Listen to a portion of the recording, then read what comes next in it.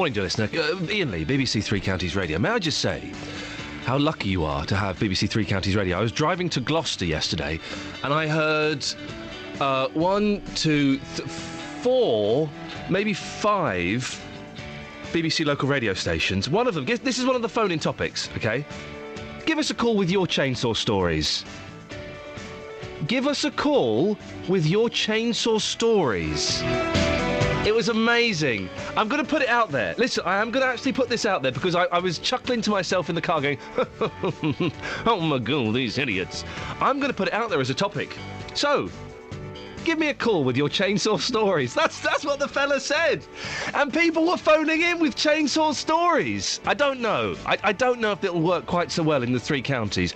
I'm prepared to try it. 08459 455 555. Give me a call with your chainsaw stories. I don't know which one it was. It may have been BBC. Is there a BBC Surrey? It may have been that. I've now got on my car 6 BBC local stations all queued up when I drive across the country. Give us a call with your chainsaw stories. Other things we're covering today, apart from chainsaw stories, MPs have backed David Cameron's plans to legalise gay marriage by a margin of more than 2-1. Milton Keynes South MP Iain Stewart says he dreamt of getting married. We'll hear what he said next. Business in Buckinghamshire say young people don't have the skills to make them ready for work. Teenagers say it's just not easy to get a job. We'll hear from them in the next half an hour. And there are going to be changes to dog laws. All dogs are going to be microchipped. About blooming time. Will it help tackle the problem of dangerous dogs? Or is it just another new, pointless law? Facebook.com/BBC3CR. Send us a text with your name on, please. Otherwise, they don't get read out. 81333. Start your text 3CR. Or phone calls. All the lines are completely free. 08459 455 555. And let's put it out there. Call in now with your chainsaw stories. BBC Three Counties Radio. Fair play, they got an hour of radio out of it. An hour! With people a fella phoned in and said, well, and he had an accent, I don't think chainsaws are dangerous. All right, well, why is that then?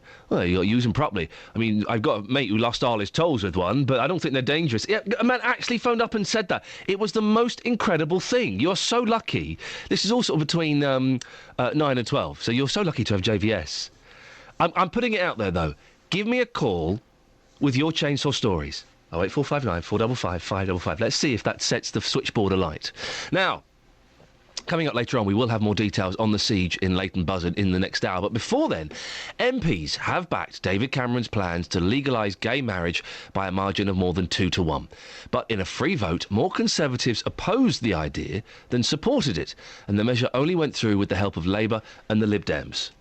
The ayes to the right, 400. The noes to the left, 175. 18 members of the government voted against the Prime Minister. 10 of them were ministers, 2 of them in the Cabinet, Owen Paterson and David Jones, while many others abstained. Opponents say the proposal threatens traditional marriage. It wasn't in the party elections manifesto, and it isn't a priority for the public. But David Cameron says it's a step forward for equality.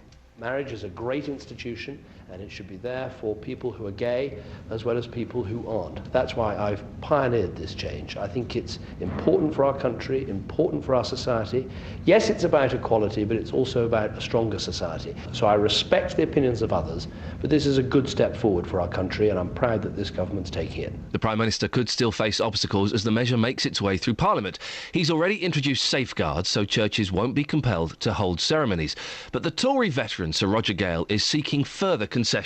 Well, I hope that he will listen to the backbench, that he'll listen to the parliamentary party, that he'll listen to the party in the country, and that he will cause amendments to be made to the legislation that may just begin to satisfy us, because it's quite clear that there are a huge number of people who are very concerned indeed. The issue hasn't just divided the Conservatives. 22 Labour MPs voted against, as did 4 Liberal Democrats. But the Tory MP, Mike Freer, who's in a civil partnership, says he believes it will become law. The House of Commons has voted emphatically in favour of the legislation, but quite rightly, people's concerns should be dealt with in committee stage, and it may well be that there are amendments that should be accepted. But I have no doubt that the change will go ahead at some point in the near future.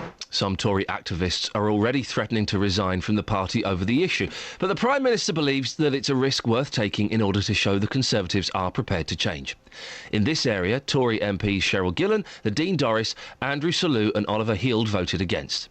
But Iain Stewart from Milton Keynes South said he's always dreamed of having a gay wedding. I look at the marriage that my parents have, 45 years and going strong, and I aspire to the same thing. I don't have someone at the minute, but if I do, I want to cherish that person, to love them, support them. It's not just about a ceremony, it's about being with them for the rest of the life. In good times and bad, richer for poor, sickness and health. That can apply as much to me as to a straight couple. And I don't understand why some people feel threatened that allowing me to have that in any way diminishes what a heterosexual couple have. I want the same things. Was there someone blowing a raspberry in that? There was a noise in there, wasn't there? Did you hear that?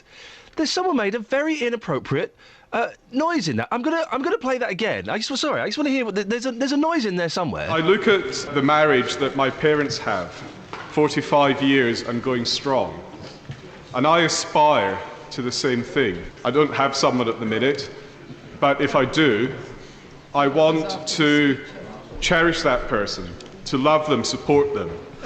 There! What was that? What was that? Is that someone blowing a raspberry out of disrespect or someone blowing their nose? Maybe they got a little bit emotional with Iain Stewart's powerful speech there. It really is a very strange world, isn't it? Where if I'd have done that in a school assembly, I'd have got a wallop.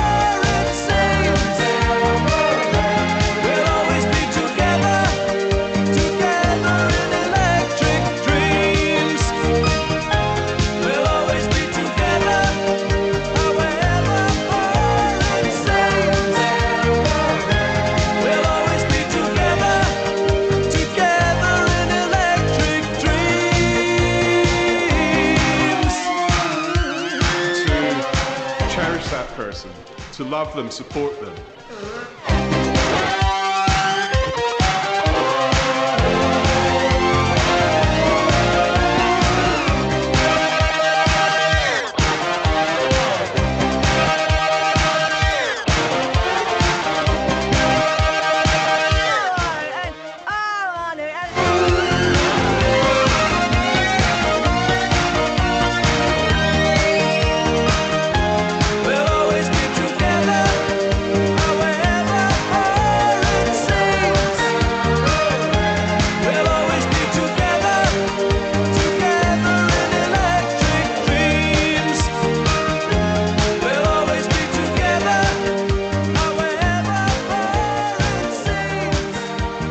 Triumphant. It's triumphant pop, isn't it? That's triumph.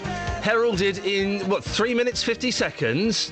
I never saw the film. The film was about a sexy computer, wasn't it? That fell in love with a man, I think. There was a film of Electric Dreams.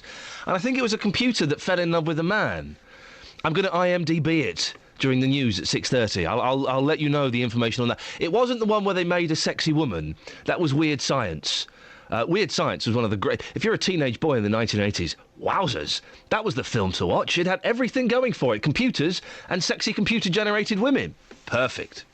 08459 455 555 is the telephone number if you want to give me a call. But let's get the travel news now. Here's Sophie Tyler.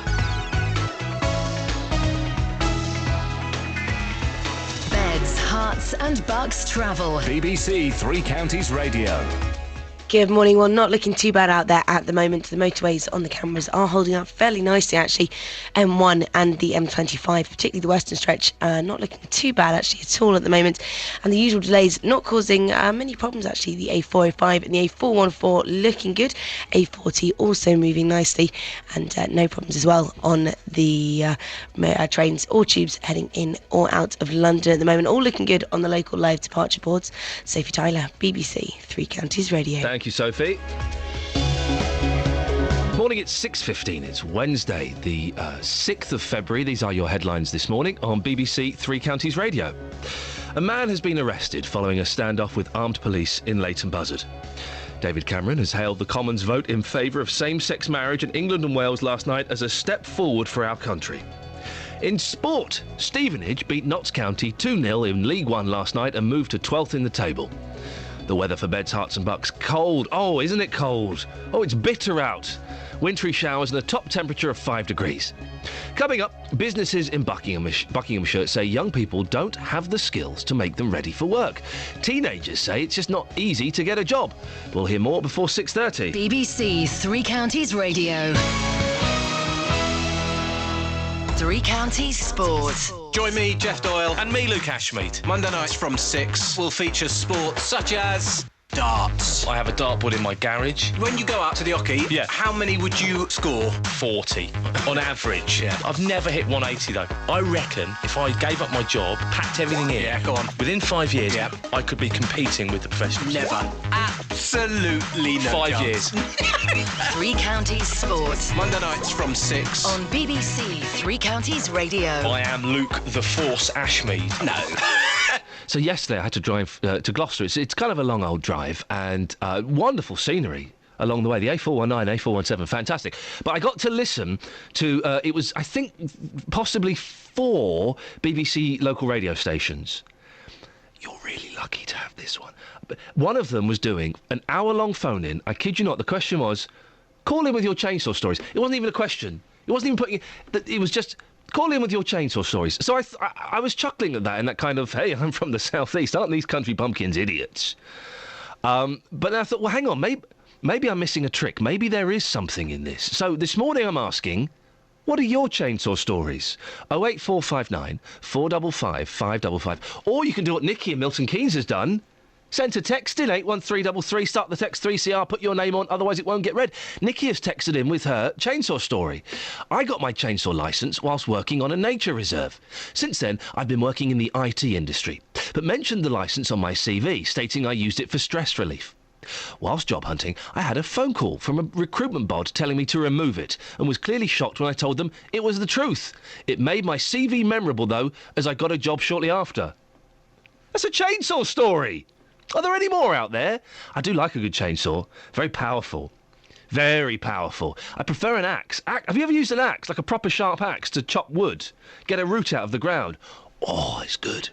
But I'm going to stick with this. We may have stumbled onto some local radio gold here. Could you get in touch and let me know your chainsaw story? I'm going to leave it as open and as blank as that. 08459 455 555 or text 81333, starting your text 3CR. Put your name in, otherwise I won't read it. You can email as well, actually, 3cr@bbc.co.uk. What's your chainsaw story? I'm actually asking that question on the radio.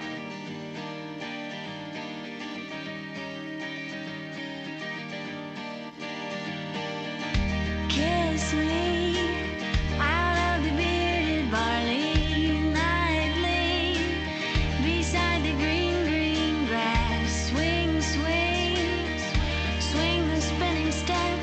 You wear those shoes and I will wear that dress. Oh, kiss me beneath the milky twilight. Lead me out on the moonlit floor. Lift your open hair, strike up the band and make the fireflies dance. Silver moon sparkling.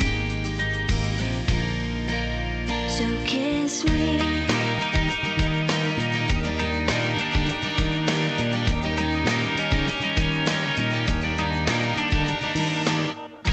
Kiss me down by the broken tree house. Swing me up on its hanging tire.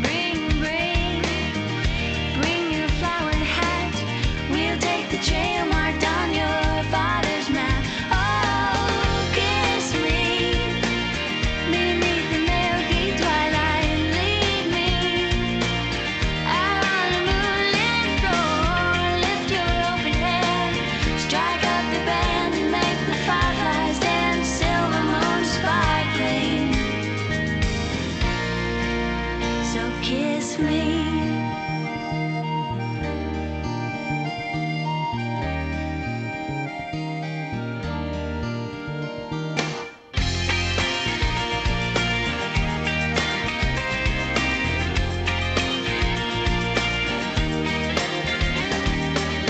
Kiss me beneath the milky twilight. Lead me out on the moonlit floor. Lift your open hair, strike up the band and make the fireflies dance. Silver moon sparkling.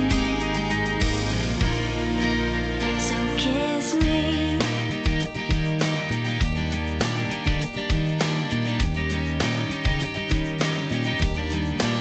So kiss me.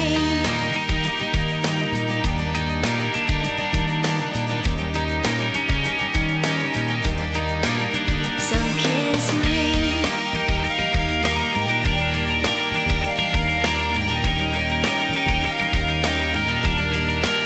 So kiss me.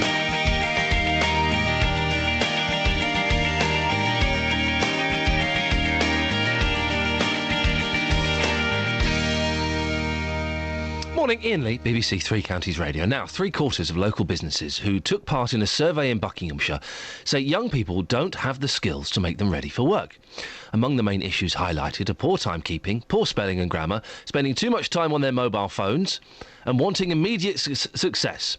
The research was carried out by Aylesbury College, and it's now running a Work-Wise week with local companies to try to improve the situation. Although these students at Aylesbury College says it's not easy for young people to get a job these days. You rarely hear back when you go to interviews. It's such a long-winded process, and then afterwards it's just, yeah, you didn't get it. And they never really give you any feedback, even though you ask for some. I think that is the struggle as well, because young people never get the feedback that they need to improve their interview skills. They're more full-time, and then I can't do that, obviously, because I'm part-time at college. So I think finding a job in general at this stage is really hard because no one really gets back to you, no one's very polite, no one sort of lets you know. A lot of it, they are looking for older people who've got more experience, so it's just hard to get your foot in the door, really. Well, the principal of Aylesbury College is Pauline Odolinsky. Good morning, Pauline. Good morning. I'll come to you in a second. I just want to also introduce our other guest. Katie Hopkins, businesswoman, appeared on The Apprentice and advises students at colleges across the country. Morning, Katie. Good morning. Katie, do you think teenagers aren't doing enough, or is it companies expecting far too much? Well, I think it's not that teenagers aren't necessarily doing enough. I think it's just this sense that they need to be equipped with these kind of employability, as I would call it, employability skills in order to get themselves a job. So they need, at a basic level, to be able to have the confidence to walk into a room, to have the confidence to be able to explain usefully who they are and explain how they can add value to someone else's business. How do they learn those skills, though? Is it not just going for interviews and kind of building up over the time? Can they learn that in advance? Well, I think learning over time is a bit like learning, by attrition. So you get knocked back so many times eventually you might succeed. But I think for many people, of course, they get knocked back so many times, they just lose any hint of confidence they might have had. I think how we can help these guys is by really equipping them while they're doing their studies, so they're learning their vocational skills or they're studying the subjects they've chosen to study.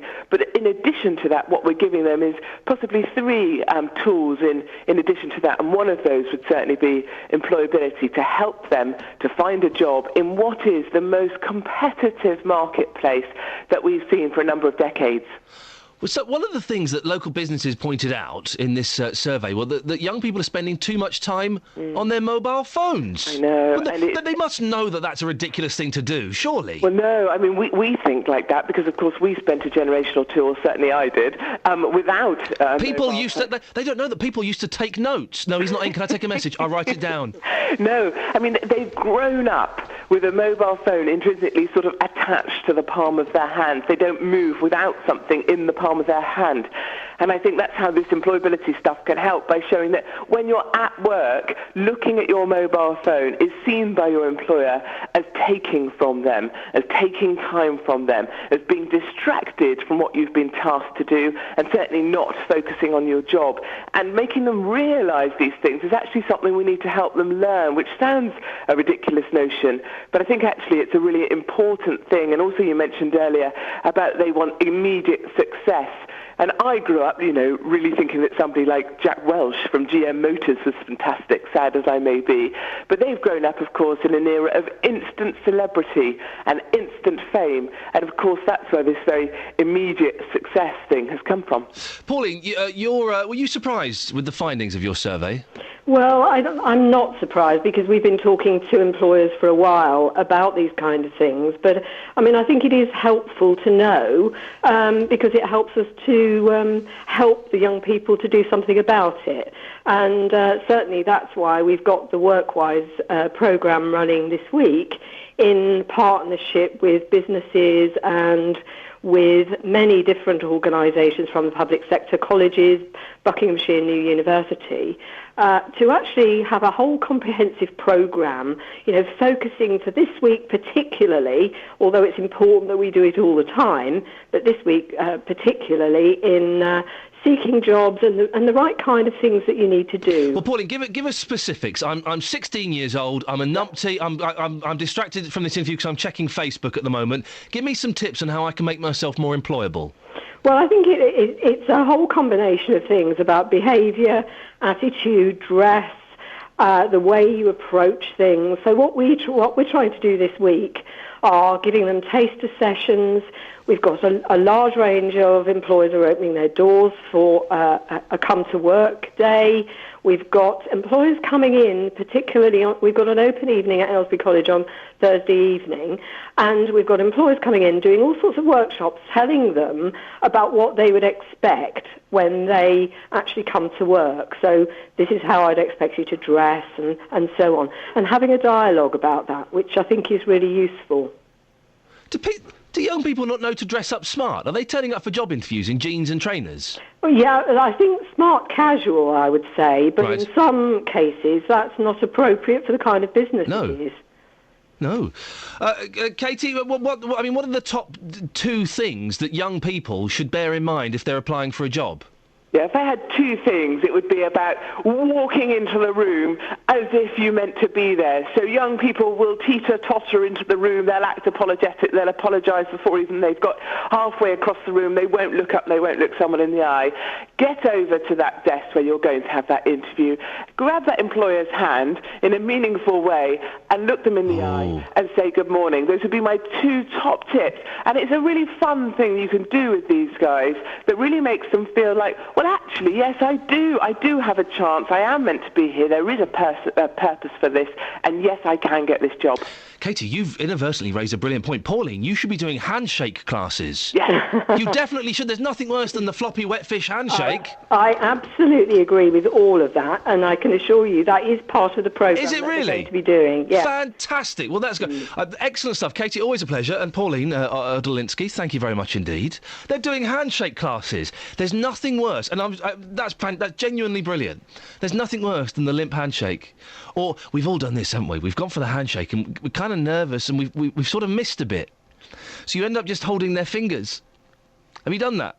Holding their fingers. I once went to... I'm not very good with the cheek kiss. The we do it in media. We got it from the French. People in the media do it, and now kind of everyone does it. You see builders doing it.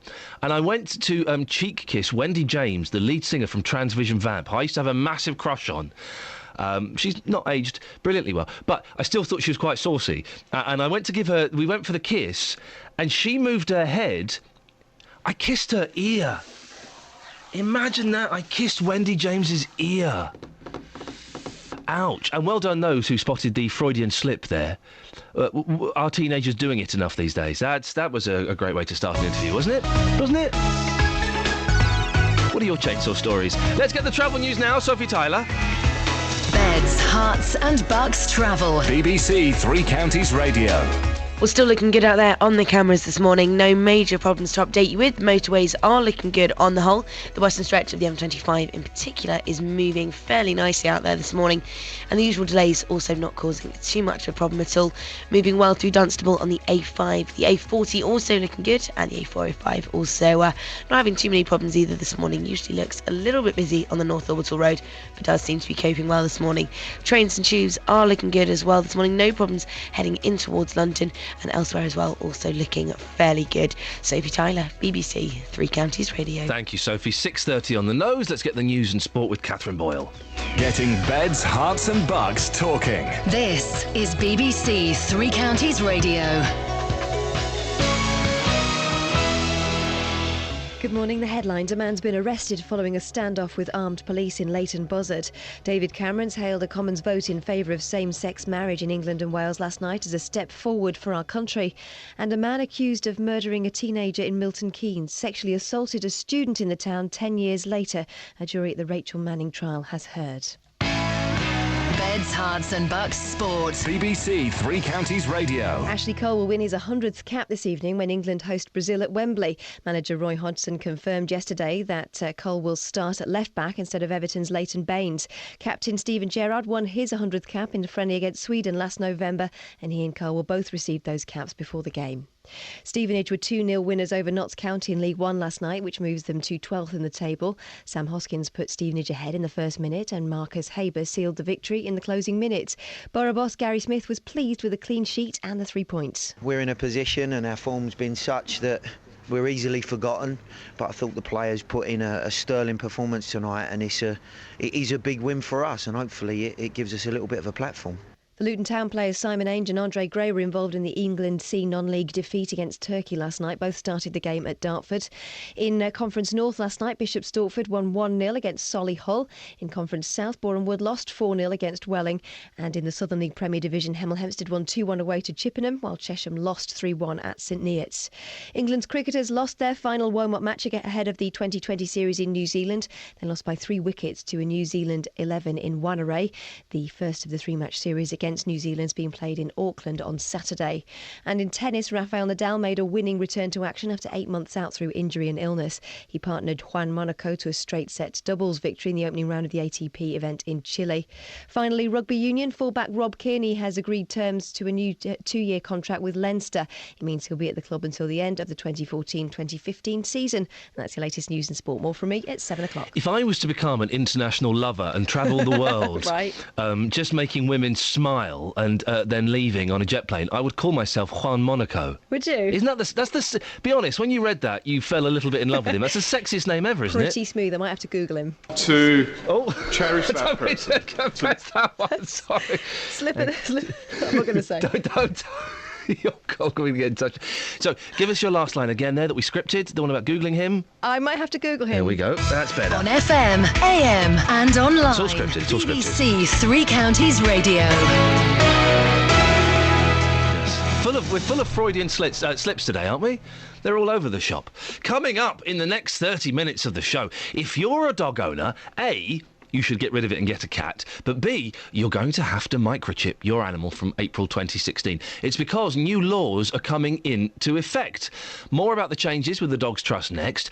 And you heard him earlier, and you just heard a little bit of him there. Iain Stewart from the Milton Keynes South MP. He's been explaining why he's dreamt of having a gay wedding. We'll find out why in about 20 minutes when he'll be on this programme. 08459 455 555. And as a tribute to our cousins at some weird BBC local radio station, I think it was Surrey, this was a topic they did for an hour yesterday, so I'm throwing it out there. What are your chainsaw stories? 08459 455 555.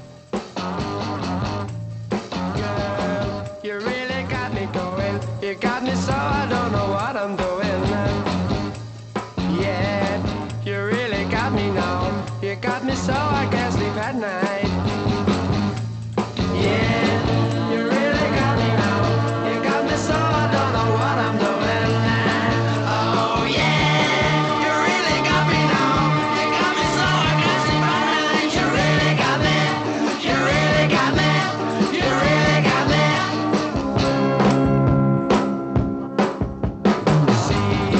Don't ever set me free.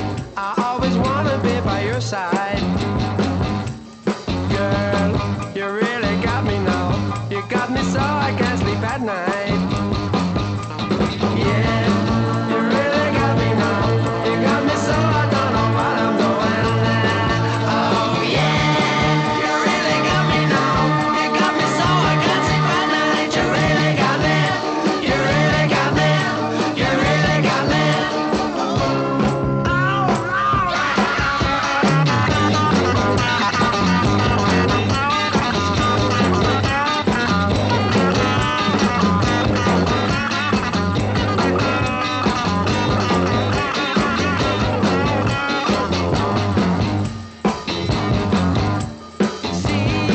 Don't ever set me free. I always wanna be by your side. Girl, you really got me now. You got me so I can't sleep at night. Yeah, you really got me now. You got me so I don't know what I'm doing. Oh yeah, you really got me now. You got me so I can't sleep at night. You really got me. You really got me. You really got me. Get in there, Kinks. Get in there, Kinks, and play like you've never played before. This could be the biggest night of your life, is what I imagine one of their managers may have said to them in the early 1960s. Now, in the last year, it's estimated over 140 postmen have been attacked by dogs in the 3 counties. The figures from the Communication Workers Union says it's because the Dangerous Dogs Act 1991 has failed to deal with problems of irresponsible dog ownership and failed to protect the victims of dog attacks. Well, today, DEFRA, the Department for Environment, Food and Rural Affairs, will announce a number of changes to dog laws from 2016.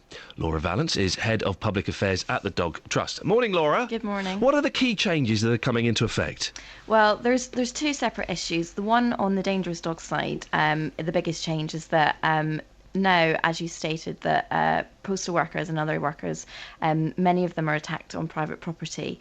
So we're expecting this morning for the government to announce that if you do allow your dog to attack someone on private property, you're likely to face prosecution. And on the other side of things, we're likely to see compulsory microchipping brought in for all dog owners, which is much more of a dog welfare issue, trying to reduce the number of stray dogs that we see in the UK. So the microchipping isn't linked to the violent, aggressive dogs?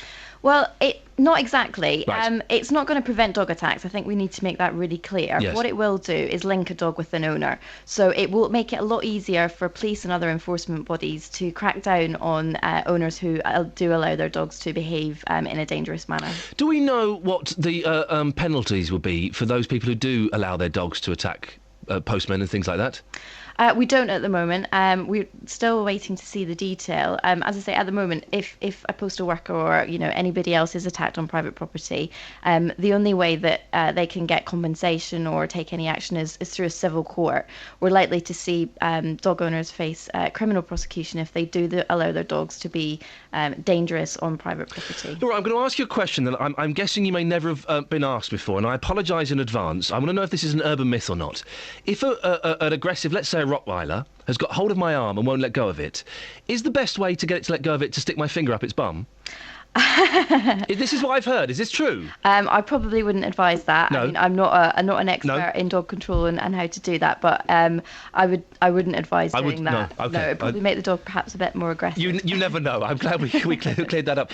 This is in effect, I guess, kind of the 21st century equivalent of the dog licence, isn't it? It's different from the dog licence because it's a one-off cost that has a benefit to the owner, where the dog licence is really just an annual tax.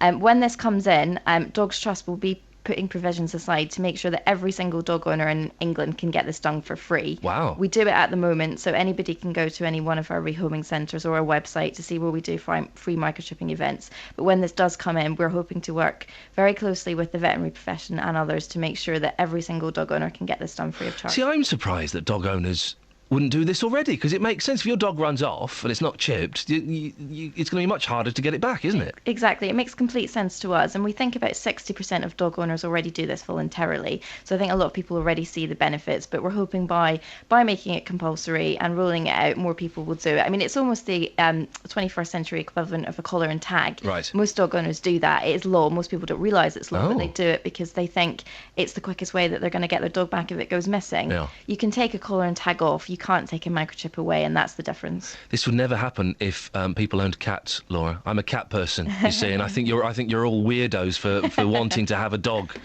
Laura, thank you very much. Laura Vallance, Head of Public Affairs at the Dogs Trust. I wondered if that was true. We need to get a vet on and find out. Because, listen, I would never ever suggest you stick your finger up a dog's bottom. Ever. Although I have had to do it with my cat. No, I have. I'm really sorry. I hope you're not having breakfast. She had, how can I put this? Swollen anal glands. I had to empty them. No, I know. I had to empty them, and the way you do it is you put your finger and you squeeze. I know. The reason I found this out is because my cat was really smelly, and I phoned up the vet and said, look, I don't know if this is a thing or not, but my cat is smelly. She went, yeah, come in, I'll show you what to do. And boy, oh boy, did she. So we need to find out, is it an urban myth or not? If a dog's biting on your arm and you put your finger up its backside, will that stop it biting? There we go, I've said it, I apologise now. 08459 455 555. You can get this on BBC Surrey. Over bridge of sights, to rest my eyes in shades of green, under dreaming spires, to Ichiku Park, that's where I've been. What did you do there? I got high. What did you feel there? Well, I cried. But why the tears there? Tell you why. It's all too beautiful. It's all too beautiful. It's all too beautiful.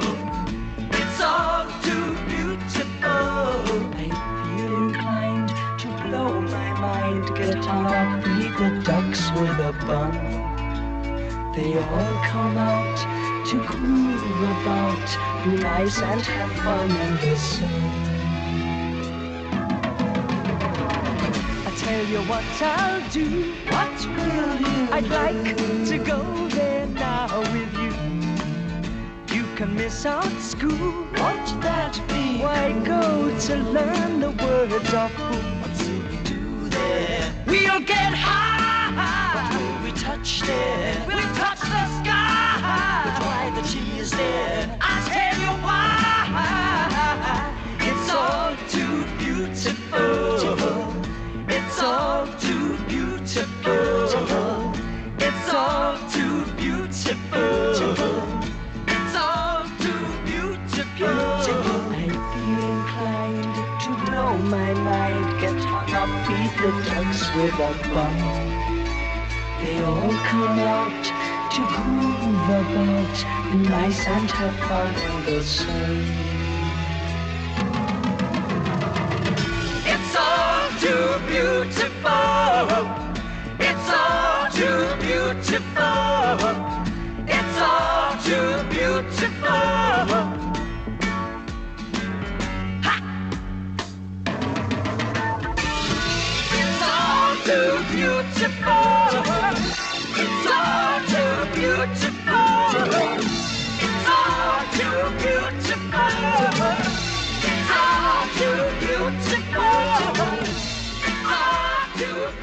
So Fleetwood Mac. That wasn't them, that was the Small Faces. I'm not an idiot. What are you saying? Fleetwood Mac are going to go on tour. I love the Mac. We came up with the name for our first boy at a Fleetwood Mac concert. I know. Lindsay Buckingham had just finished, a song or something, and me and my wife went, but what about this, this and this? He's got 4 names, so this as well.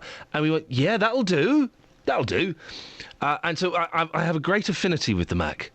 And they're playing the O2. I saw them at Wembley Arena, which is a much smaller venue than the O2. Virtually, you could fit 7 Wembley Arenas into an O2, probably.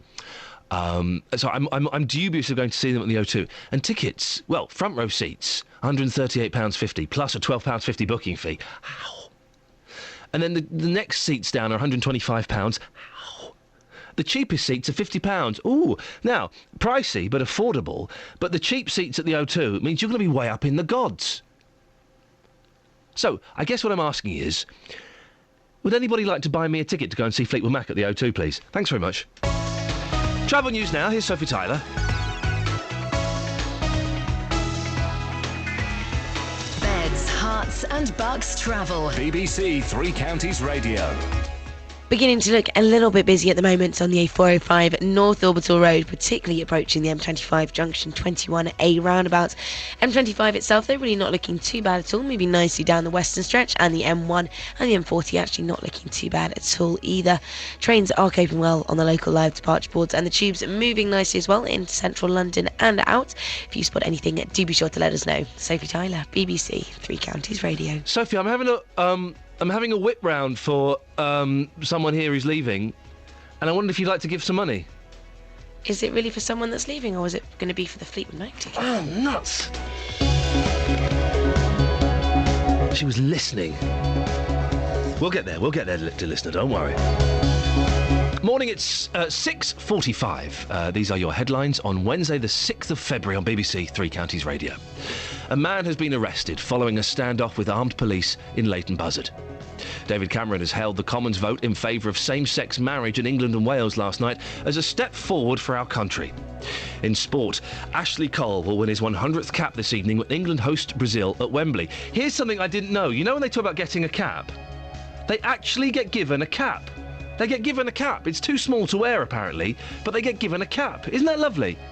Coming up, MPs have backed David Cameron's plans to legalise gay marriage. Before 7, we'll hear from Milton Keynes South MP Iain Stewart, who says he's always dreamt of getting married.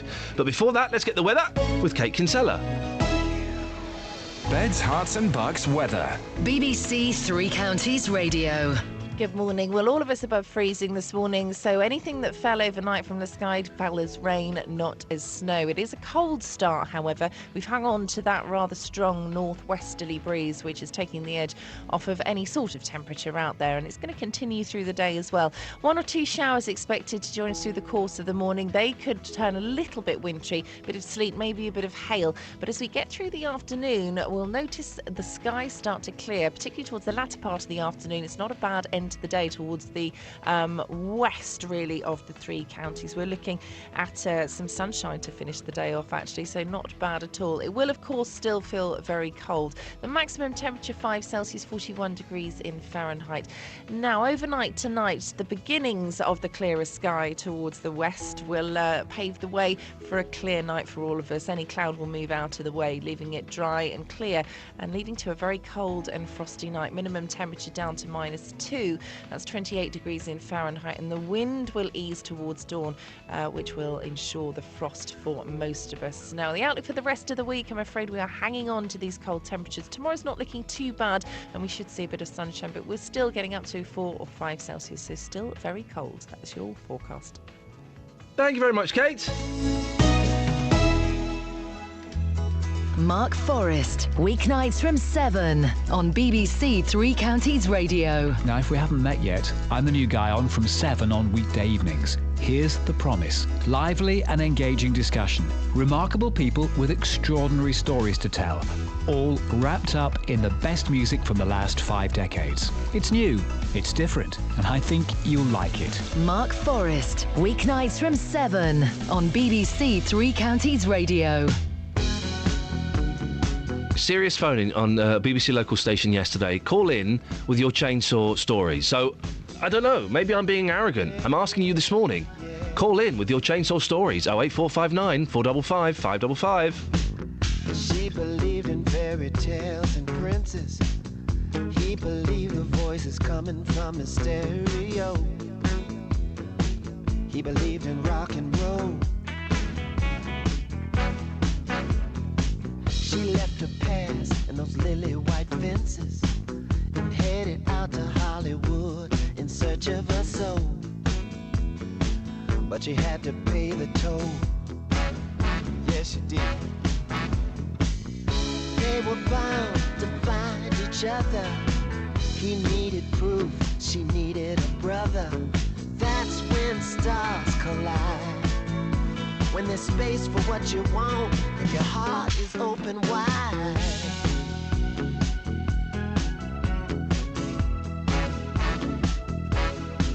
Wait a minute. He gave up women for the stripes of the road and learned the meaning of grace. That's when his cup overflowed. And she said, hello. He said, my faith keeps me from willing, but you know that I'm able. And if there's some room, I'd like to sit at your table. She said, it's tight. I think I can fit you in. This kind of love don't come from a prayer. Ain't talking rebound, born of despair. Yellow sun rising on their bodies in bed. Two people in love with nothing but the road ahead.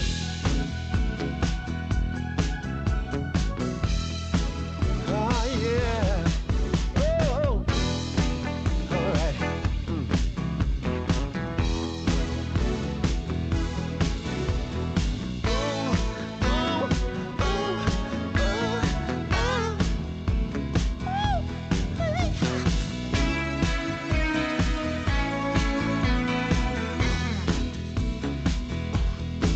Let's go.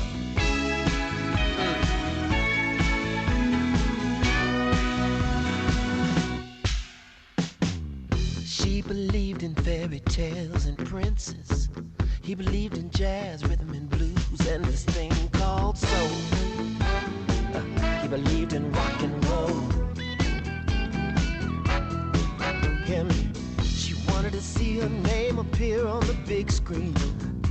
He just wanted to hear her scream his name. Can you scream my name?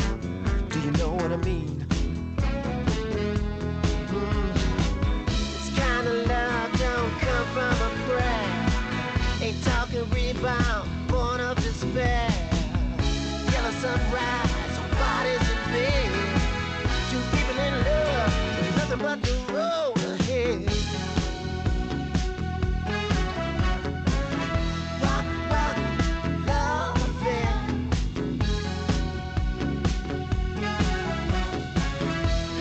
If I were to input lots of data about the purple pervert that is Prince into a computer and then ask it to write a Prince song, that's what it would have come out with. Perfectly listenable, very, very pleasant, but it's Prince by numbers, isn't it? 08459 455 555. MPs have backed David Cameron's plan to legalise gay marriage by a margin of more than 2-1. But in a free vote, more Conservatives opposed the idea than supported it, and the measure only went through with the help of Labour and Liberal Democrat MPs. 10 of those who voted against were government ministers, 2 of them in the Cabinet.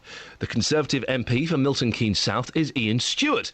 Well, lots of people on Twitter last night were talking about him because of this. I look at the marriage that my parents have, 45 years and going strong, and I aspire to the same thing. I don't have someone at the minute, but if I do, I want to cherish that person, to love them, support them.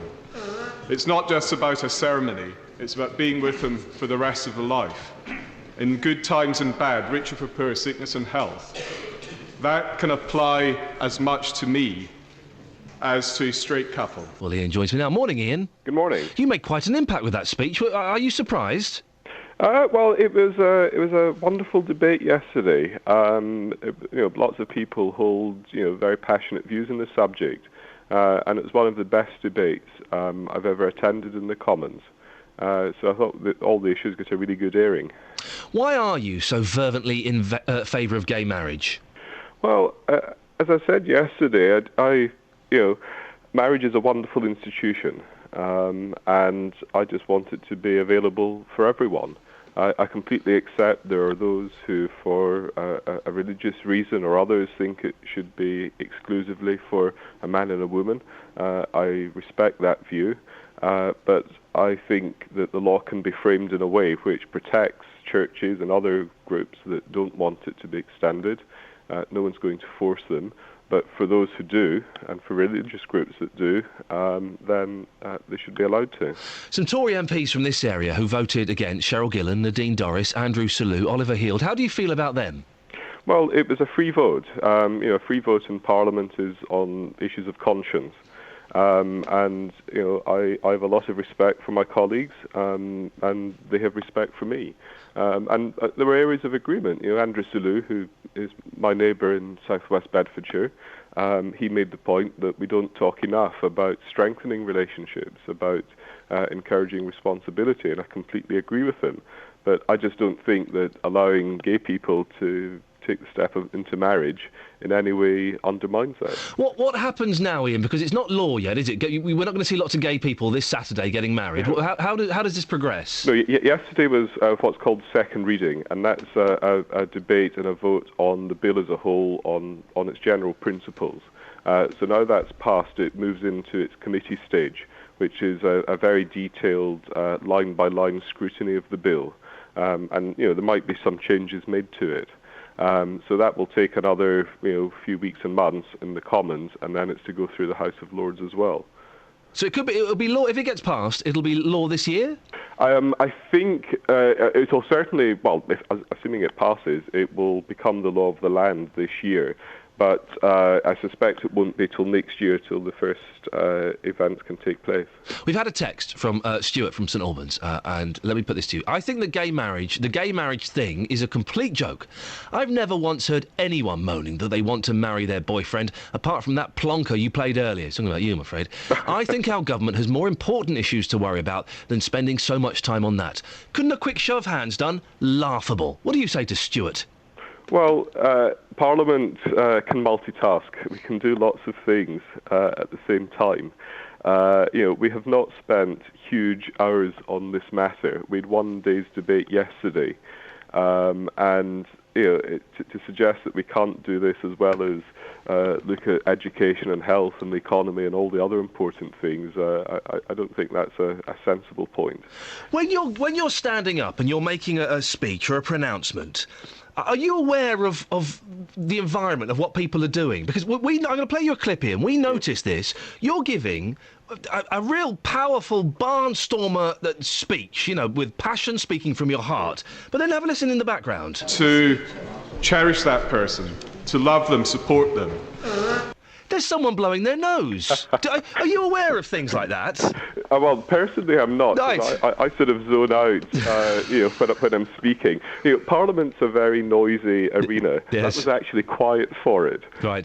Sometimes when you're speaking, there's lots of private conversations going on, and it can be very difficult to concentrate. Really? Are they all muttering to each other as you're speaking? To be fair, they weren't yesterday. But they do? One or two were yesterday, but actually I was getting a lot of attention when I was speaking. But sometimes, there's, maybe if your speech is a bit boring, you don't hold the attention of the House. I do think it's an odd place. I always think back, the only kind of equivalent I've got is school assembly, and if anybody did anything like that in school assembly, we'd be out. Well, the Speaker does have that power. Yeah. In many ways, the Speaker's like a teacher. He does keep order, and if the noise levels get too high, he will say, look, just keep quiet. But Ian, listen, I think it's fantastic. I'm supposed to be impartial on these things. I can't on this. I think it's fantastic. I can't see why anybody would have an objection to two people standing up in front of their God and their friends and family saying, we're in love, we're going to have the best crack at this we can to see if we can stay together forever. But you're single at the moment, are you, Ian? I'm afraid so, yeah. Can we do anything to help? Do you want us to kind of put your profile on our Facebook and see what happens? No, I'll let these things run their normal course. It's quite kind of you to offer. Okay, if you do get desperate, let us know and we'll see if we can sort something out. Iain, listen, well done. Excellent speech yesterday, and thank you for coming on. Conservative MP for Milton Keynes South, Iain Stewart, an all-round good sport. I think you'll agree. I do just think back to Assembly, because you hear, when you listen to Parliament, okay, all you get is, that's all you hear. If someone says something vaguely contentious, and they do that horrible forced laughter. Don't they? Oh, it's awful. These people are running your country. But hey, the person who's running our traffic, you see what I've done there? Isn't like that. It's Sophie Tyler. Yeah. Oh, it almost worked. Beds, Hearts and Bucks travel. BBC Three Counties Radio. Heading south on the A1 Barnet bypass is queuing at the moment between Stirling Corner and the Watford bypass. Usual delays though for this time in the morning. The A405 at North Orbital Road also looking heavy, approaching the M25 junction 21A roundabout. Motorways itself not actually looking too bad. The M25 in particular looking good, and the trains are moving nicely as well on the local live departure boards. Tubes also looking good if you are heading in towards central London. No delays to keep you updated with at the moment. All looks like it's moving fairly nicely on the whole. Sophie Tyler, BBC Three Counties Radio. Thank you very much, Sophie. 08459 455 555 is the telephone number if you want to give us a call. Lots coming up in the next hour. We'll have more on this Leighton Buzzard siege, but I'm going to keep putting this out there. Do you have a chainsaw story? 08459 455 555. Getting beds, hearts and bucks talking. This is BBC Three Counties Radio.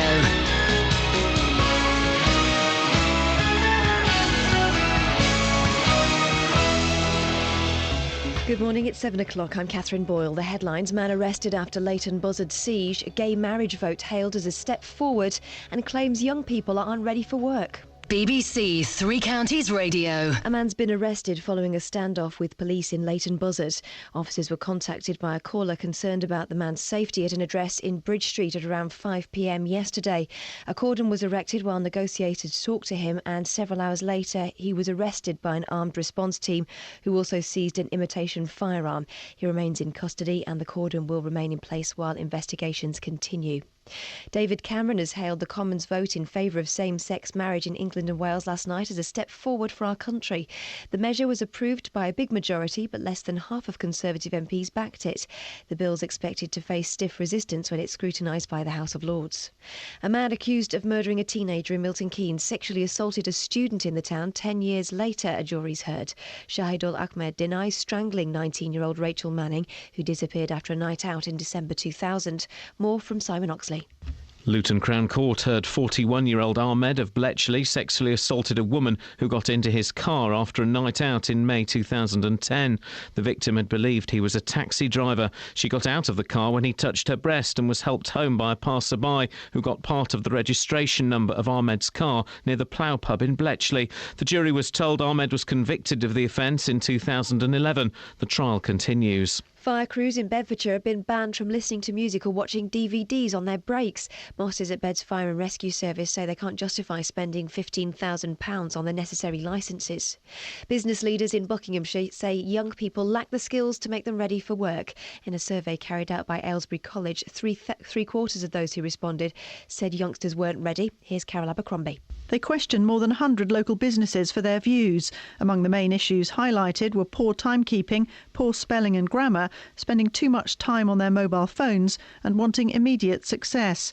Aylesbury College is holding a Workwise week to try to improve the situation. Dog owners in England will be obliged to microchip their animals from April 2016. The move's intended to help tackle the growing problem of strays. Similar rules are already in place in Northern Ireland and are being considered in Wales.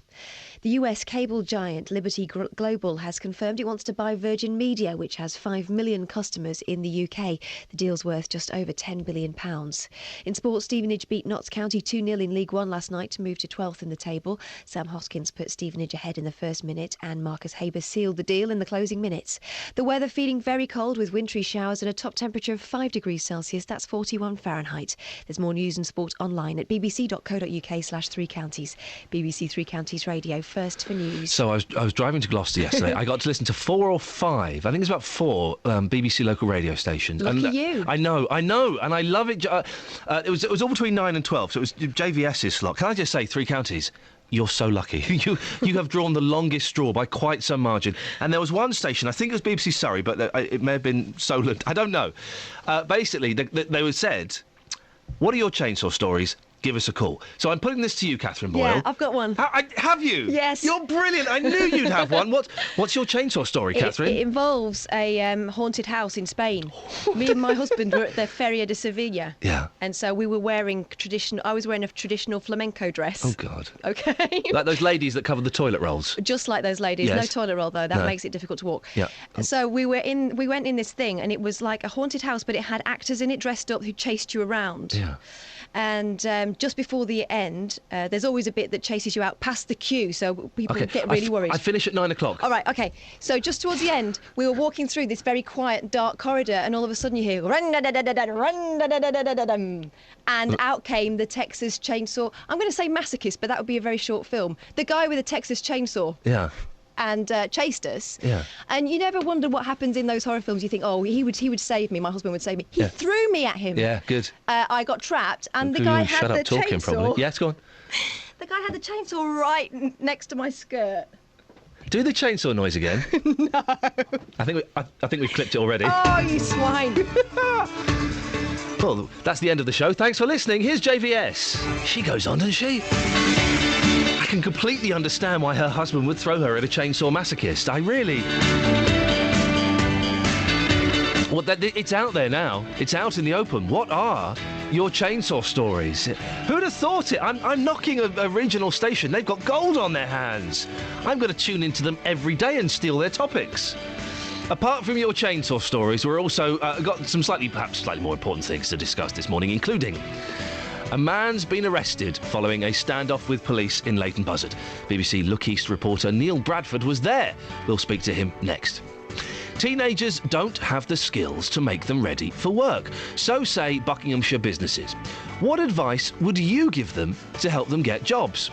And new dog laws are coming into effect in 3 years' time. You're going to have to microchip your pet.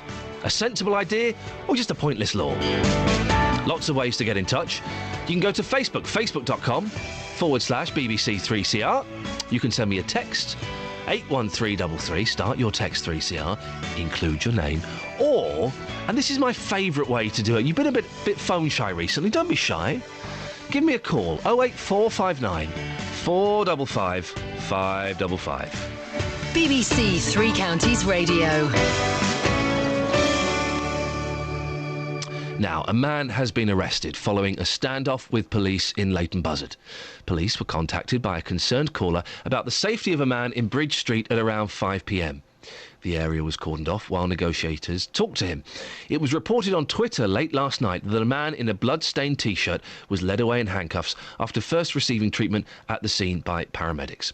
Well, Look East reporter Neil Bradford can tell us more. Morning, Neil. Good morning. Neil, you were there. At what point in the proceedings did you arrive and what did you see? Well, I arrived probably about 2 hours into the standoff. It happened just as the shops were closing and people were beginning to head home. That's around 5 o'clock when police were called to Bridge Street. Some people who were in the shops had to be led to safety by police officers while the standoff continued. Now, the man made threats to the police officer that he had a gun, so you can imagine the armed response team were called in, as were police dogs, and they surrounded the flat, and negotiations continued for several hours. Was anyone hurt? No, no shots were fired. The standoff ended peacefully at around 10:30 last night, some 5.5 hours after it began. because of the nature of the threats that the man was making, Army bomb disposal experts were called in. They also carried out a search of the property after the man was arrested. Firefighters were also on standby. And as I say, a number of people who were in the shops on Bridge Street had to be led to safety. Now, police officers did move into the property after the negotiations. They recovered a replica firearm, and the man, who's 42 years old, was led away by 2 police officers. I saw him wearing a blood-stained top. Now, that comes probably from injuries not related to firearms. There was no suggestion that any guns were fired at all. He was led away by 2 police officers and treated by paramedics. And we don't know where that blood... I mean, when you say blood-stained, how blood-stained was it? It looked like he'd been... the blood from cuts from a hand or something like that. So certainly no suggestion that any firearm had been used at any point. For people who don't know what Leighton Buzzard is like, can you describe the area and that street? Yeah, this is one of the main streets into the town centre. Bridge Street, it's as you enter the pedestrianised high street. The roads that were cordoned off last night were West Street, which is one of the main roads that runs around Leighton Buzzard Town Centre. So it did cause quite a bit of disruption for people as they were trying to head home. Do these kind of incidences, do they draw crowds, Neil? Were there people there, either side of the cordon watching this? I'm afraid there were. There were people, obviously, who were struggling to get home. Some people who didn't know the area, didn't know what their best course of action was. But unfortunately, in this day and age with social media and Twitter, there were many people standing by, tweeting false rumours, but it all ended peacefully at around 10:30 last night. And do we know what's happened to the gentleman? He's I'm assuming, still in police custody, is he? Yes, he's a 42-year-old man. He was treated by paramedics at the scene, and he's now in police custody. Neil Bradford? That's my microphone. Look, the wrong microphone. So I'm fading myself there. Neil could have taken over the rest of the show. Look, East reporter Neil Bradford, who was there last night and saw it all. Should we have a quick look at the newspapers? Yes, why on earth not? I'm just going to do my tea. Sorry, my tea's brewing. I don't want it to go... I know. Isn't that rude? Just that tea bag would have ruined that cup of tea. We don't want that. No one wants that, do they? The Daily Telegraph. Half of Tory MPs... Oh, look at this. Half of Tories defy PM on gay marriage. Bill is passed, but unprecedented scale of rebellion exposes deep rifts within the Conservative Party. And Matt, the Daily Telegraph cartoonist, has done a rather amusing take on the situation. It's the scene in Parliament, and the Speaker, it's got the heading gay marriage vote, and the Speaker is saying, "The ayes have it. You may now kiss the Deputy Prime Minister." Really, really not funny, Matt. I don't get those cartoons. You imagine those cartoons. How much would Matt get for something like that? 50 quid? Whatever he gets, it's too much. And then there's a story about Hoon's wife. Hunes, Barney McGroons, Cuthbert Dibble, puppy microchips, and bank glitch gives taxman a double dip and customers an overdraft headache. Up to 1,000 people had double the amount of tax taken out of their accounts on self-assessment deadline day last week because of a technical glitch. Wowza, it's good for those guys. The Guardian. Historic gay marriage vote leaves PM adrift from party, and ministers and most Tory backbenchers reject Cameron's step forward, and 2 police units stole identities of dead children. It's tough, this dead children story, isn't it? Basically, various police units used the names of children that had died for their undercover operators. And I can understand how the parents of these deceased children would be incredibly upset. But there were calls yesterday for that the police should have gone and approached these parents and asked them for their permission. Well, hang on a second. You can't do that, can you? Because then they wouldn't be quite so undercover, because someone would know about it. It's a tough one. I think maybe the police were right on that. I don't know. The Times. Cameron reels from huge revolt on gay vote. David Cameron... They've done a Venn diagram, look. David Cameron was deserted by a majority of Tory MPs last night as the Commons voted overwhelmingly to back gay marriage. And then there's a picture of Anne Hathaway, who I think's attractive. I'm not sure. I think she is. She's wearing too much makeup in that picture. I kind of like that. She's got what my wife would describe as a very busy mouth, which means lots of big, prominent teeth. But she's got too much makeup on there. I don't know. Do I? Is she attractive? I don't know. The Independent. Gay marriage. The Commons says, I do. Dear. In a historic moment for equal rights in the UK, after a day of impassioned debate, MPs have voted by 400 to 175 to legalise marriage between same-sex couples, and the Argentinian foreign minister will rule the Falklands within 20 years. The Falkland Islands will be removed from British control within 20 years, Argentina's foreign minister has predicted. Yeah, you reckon, Sunshine? You have to take it off us first. I don't understand why we don't just sell them, the Falklands. It costs us a fortune to have them and protect them. Sell them. What, $1 billion? Give us £5 billion or nearest offer cash, and you can have it. That's all they need to do. The Daily Express. Heart attack risk in healthy spreads. Oh, no. Warning over butter substitutes.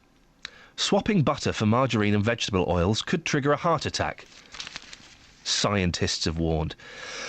Excuse me. Decades of dietary advice has been turned on its head after experts uncovered startling new evidence about the danger of healthy spreads.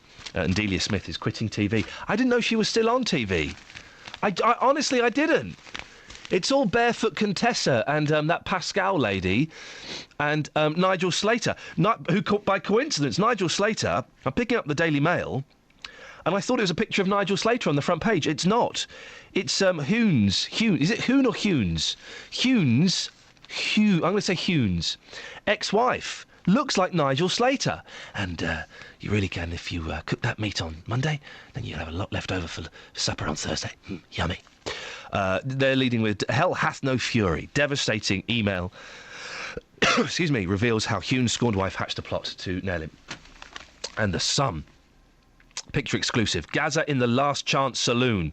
He grabs airport pint on way to rehab.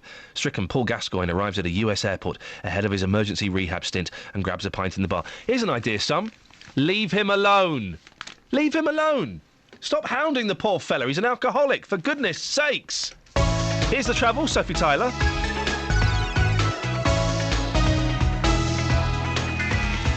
Beds, Hearts and Bucks travel. BBC Three Counties Radio.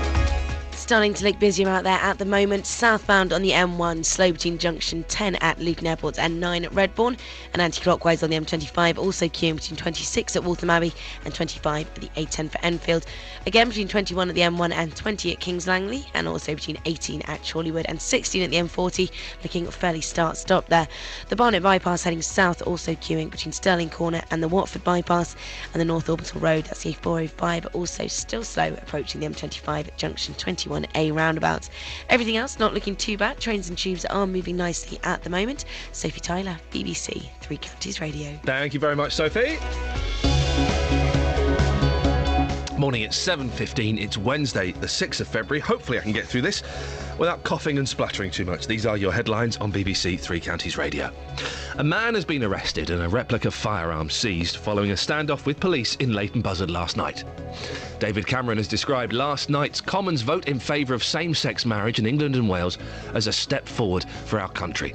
Less than half of his MPs back the legislation. In sport, Ashley Cole will make his 100th appearance for England tonight in the friendly international against Brazil at Wembley Stadium. The weather today for Beds, Hearts and Bucks, feeling very cold with wintry showers and a top temperature of 5 degrees. Coming up, teenagers don't have the skills to make them ready for work, so say Buckinghamshire businesses. What advice would you give them to help them get jobs? We'll be speaking to a local businessman before 7:30. BBC Three Counties Radio. Tackling your consumer problems on BBC Three Counties Radio. Don't worry about that loan now. The whole amount has just been taken off. You don't owe a penny. Gosh, I can't believe this. Jonathan Vernon Smith. This has been 6 years of hell. Fighting for your rights. You've done more in 2 weeks than I've done in 6 years. I can't thank you enough. You've fought it and you've won it. Well, you won it for me. Thank you so much, Jonathan. If you have a consumer problem, we can do the same for you. Call the team now. 08459 455 555. BBC Three Counties Radio. We're discussing Fleetwood Mac tickets. Well, maybe we'll discuss that a bit more. But before that, 3/4 of local businesses who took part in a survey in Buckinghamshire say young people don't have the skills to make them ready for work. Among the main issues highlighted are poor timekeeping, poor spelling and grammar, spending too much time on their mobile phones and wanting immediate success. The research was carried out by Aylesbury College and it's now running a Work-Wise Week with local companies to try to improve the situation. Well, Neil Pittman is Managing Director of Aquaforest, a software development company based in Aylesbury. Morning, Neil. Or Elton. Elton? Is it Elton? I'm looking... Oh, Neil's on the line. I'm so sorry. Good morning, Neil. Morning. You're there. I do apologise. Look, I'm looking at completely the wrong thing. Elton's with us. Elton, I do apologise. We'll get to you in a second. Sorry. Let's start with Neil. Neil, what's been your experience of recruiting young people? Well, we've been working with Aylesbury College, and I think Aylesbury College has done a very good job of working with young people. But we have found we've ended up having to do more training of the young people than we thought. I know a lot of employers may make comments about sort of maths and English skills, but there are a couple of issues which we actually feel are actually even more important than that, and so that's really having a sort of work ethic, reliability, team working, and actually. For a lot of young people who've never not familiar with working in a professional environment and who've spent the last several years sort of communicating with people on social media, they're in for a bit of in some ways a shock because, for example, we're a software business, we sell globally, we have live chat on our website. So a young person who's been asked, if we ask one of our young people to communicate with one of our customers via live chat, they kind of go into like texting mode or social media messaging mode. So I think one of the things that's needed is for people to understand the difference between communicating in a professional environment and communicating in a sort of much more informal environment with their friends. And I think that's something that I think employers and the colleges can actually work together to try to sort of instill that message in young people. Do people still come with terrible CVs and badly written application letters? Yes, they do, unfortunately. And we found a lot of people really just don't do themselves justice with their CVs. I think, again, the colleges can help them do this. And I think quite often young people don't appreciate that employers are interested in probably everything they've done, even if they've done some voluntary work or any kind of experience that shows they've got dedication and a purpose is actually helpful. We had people applying to us who said, oh, well, I didn't put that on my CV because I didn't think it would be relevant, but it actually would have been of great worth. So, yes, they certainly need some help in those areas. Right, Elton is here with me, Elton Bucock, Andy of Urban Media. What's your experience of employing young people? OK, we've got some great experience. I've got 4 apprentices with us at the minute, and every one of them smart, keen, professional, and guess what? They've got mobile phones too, so, they use their mobile phones, but we really don't have any problems with the 4 apprentices that we've got. Have you? I'm sure these apprentices are great, but have you had young people come in for apprenticeship positions that haven't displayed that kind of attitude, that have kind of, oh, sorry, mate, I'm just got a text from your mum. They're kind of off of it. No, we've not actually had that, and we are slightly shielded. We do work with Aylesbury College, and I suppose they do almost some pre-filtering, so I've got to throw that in and say maybe we're just not seeing them, but it's not been our experiences. We get some really great CVs, we get some really bad CVs, and actually if you took the age away, because of course you can't see the age on a CV, I couldn't tell you this one is definitely a young person and this one is definitely somebody who's older. So I think it's too simple to say young people haven't got the skills older people do. Why do you take on apprentices? Okay, because for what we're doing, we want to mould them in the way we do things. So if you get the right apprentice, they're definitely teachable. It means that we can gear them up. They're not coming in with too many preconceived ideas, and they fit into our culture a lot easier. Neil, have you seen people come in for interviews and they've just been awfully prepared? Or have you filtered them out by that stage? Well, yeah, some have been filtered out. But again, I think it's really just a matter of, on some occasions everything's fantastic, but on other occasions they just haven't been able to do themselves justice. So I think they just in some cases do need some extra sort of preparation help from the college. And as employers, we want to get the best of people out of people when we interview them, because we want to really understand what they're able to do. So it's a real shame if they're just not sufficiently well prepared and they haven't put in at least a little bit of enough time to take a look at your website, understand what your business is. Hang on a second. They've not bothered to look at your website and know what you're doing? Exactly. So we've had cases where they just didn't really seem sufficiently interested to even do that, or didn't have the wherewithal to do that, which was a bit surprising. Not the majority, but those would be the worst cases. What do you think schools can do, Neil, and schools and colleges to help young people, be more prepared for these interviews? Well, I think there's a number of basic things that, along the lines that we've been talking about. I think just some basic work preparedness and interview preparedness sessions they can put together. I don't think it's a lot simpler than fixing someone's grammar, I would say, to actually help people prepare for these things. And small businesses like us, and I would encourage other businesses too, to actually be prepared to just spend a little bit of time with local colleges to actually help make this work. Elton, you are working kind of in conjunction with Aylesbury College. Yeah. How did that relationship start? Okay, I mean, we started originally working in schools, so it's interesting that you bring that up, because I do think it's actually down to the businesses, not just the colleges. So I think it's a case of working with the schools, the colleges and businesses to help people to become work ready. So we've been involved in that whole education bit for a while, and obviously when the apprenticeship programme came out, it was a natural step for us to do. But anybody can just get in touch with the college and say, look, we're interested. We want to work with apprentices. What can we do? Can we come in and help? How long does the apprenticeship last? And what do they get afterwards? Do they get a full-time job? Do they get a certificate? How does that work? Okay, so I suppose the aim for the employer is to give a full-time job at the end. There's no commitment. It's a year-long programme. There's no commitment, but if you've got a good apprentice, if you've invested all of that time and energy and training in, then why wouldn't you want to keep them? So I suppose there is no a surety at the end, but certainly that's what you'd be hoping for. Neil, apprenticeships, are they the way forward? They went out of fashion for a while, and there's been a bit of talk about them over the last couple of years, hasn't there?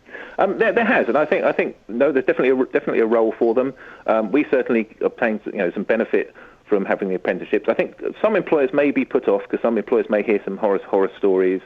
But there's no doubt that with the right apprentices, they can add an awful lot of value to the business, and young people will get an enormous amount of value from the training they get. And all being well, they may be able to join the company, or if not, at least they've got the skills and qualifications then to move on elsewhere. Elton, the handshake. Aylesbury are teaching this. I was my tongue was in my cheek, but they're actually teaching the handshake. I was listening to that this morning with interest. It's absolutely right. That's one thing that's going to put you off if somebody comes in and does the wet fish handshake. So, but you've got to remember the young people. It's about confidence as well. Yeah. So it's not just about the sort of the maths and English that we've heard or them using mobile phones. How confident were you and I at that sort of age? So it is our sort of role almost to mentor and bring in that confidence and encourage the firm handshake. But not cocky. You can go too far with the confidence. Thing is, listen, I'm 40 this year, and I still get the interview for this job. Yeah. I was a wreck. I was a wreck the night before, and coming in, and it's all. Oh, but what if they don't like me? Oh, I don't know.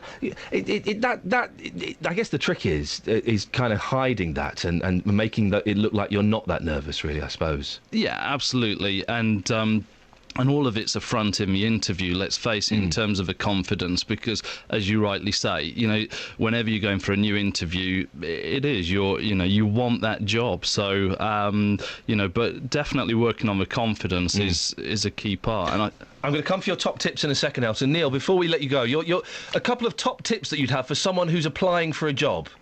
Okay, just make sure, number one on your CV is probably just make sure you put all your experience down, even if you don't think it's terribly relevant. You may be surprised to know what employers think is valuable.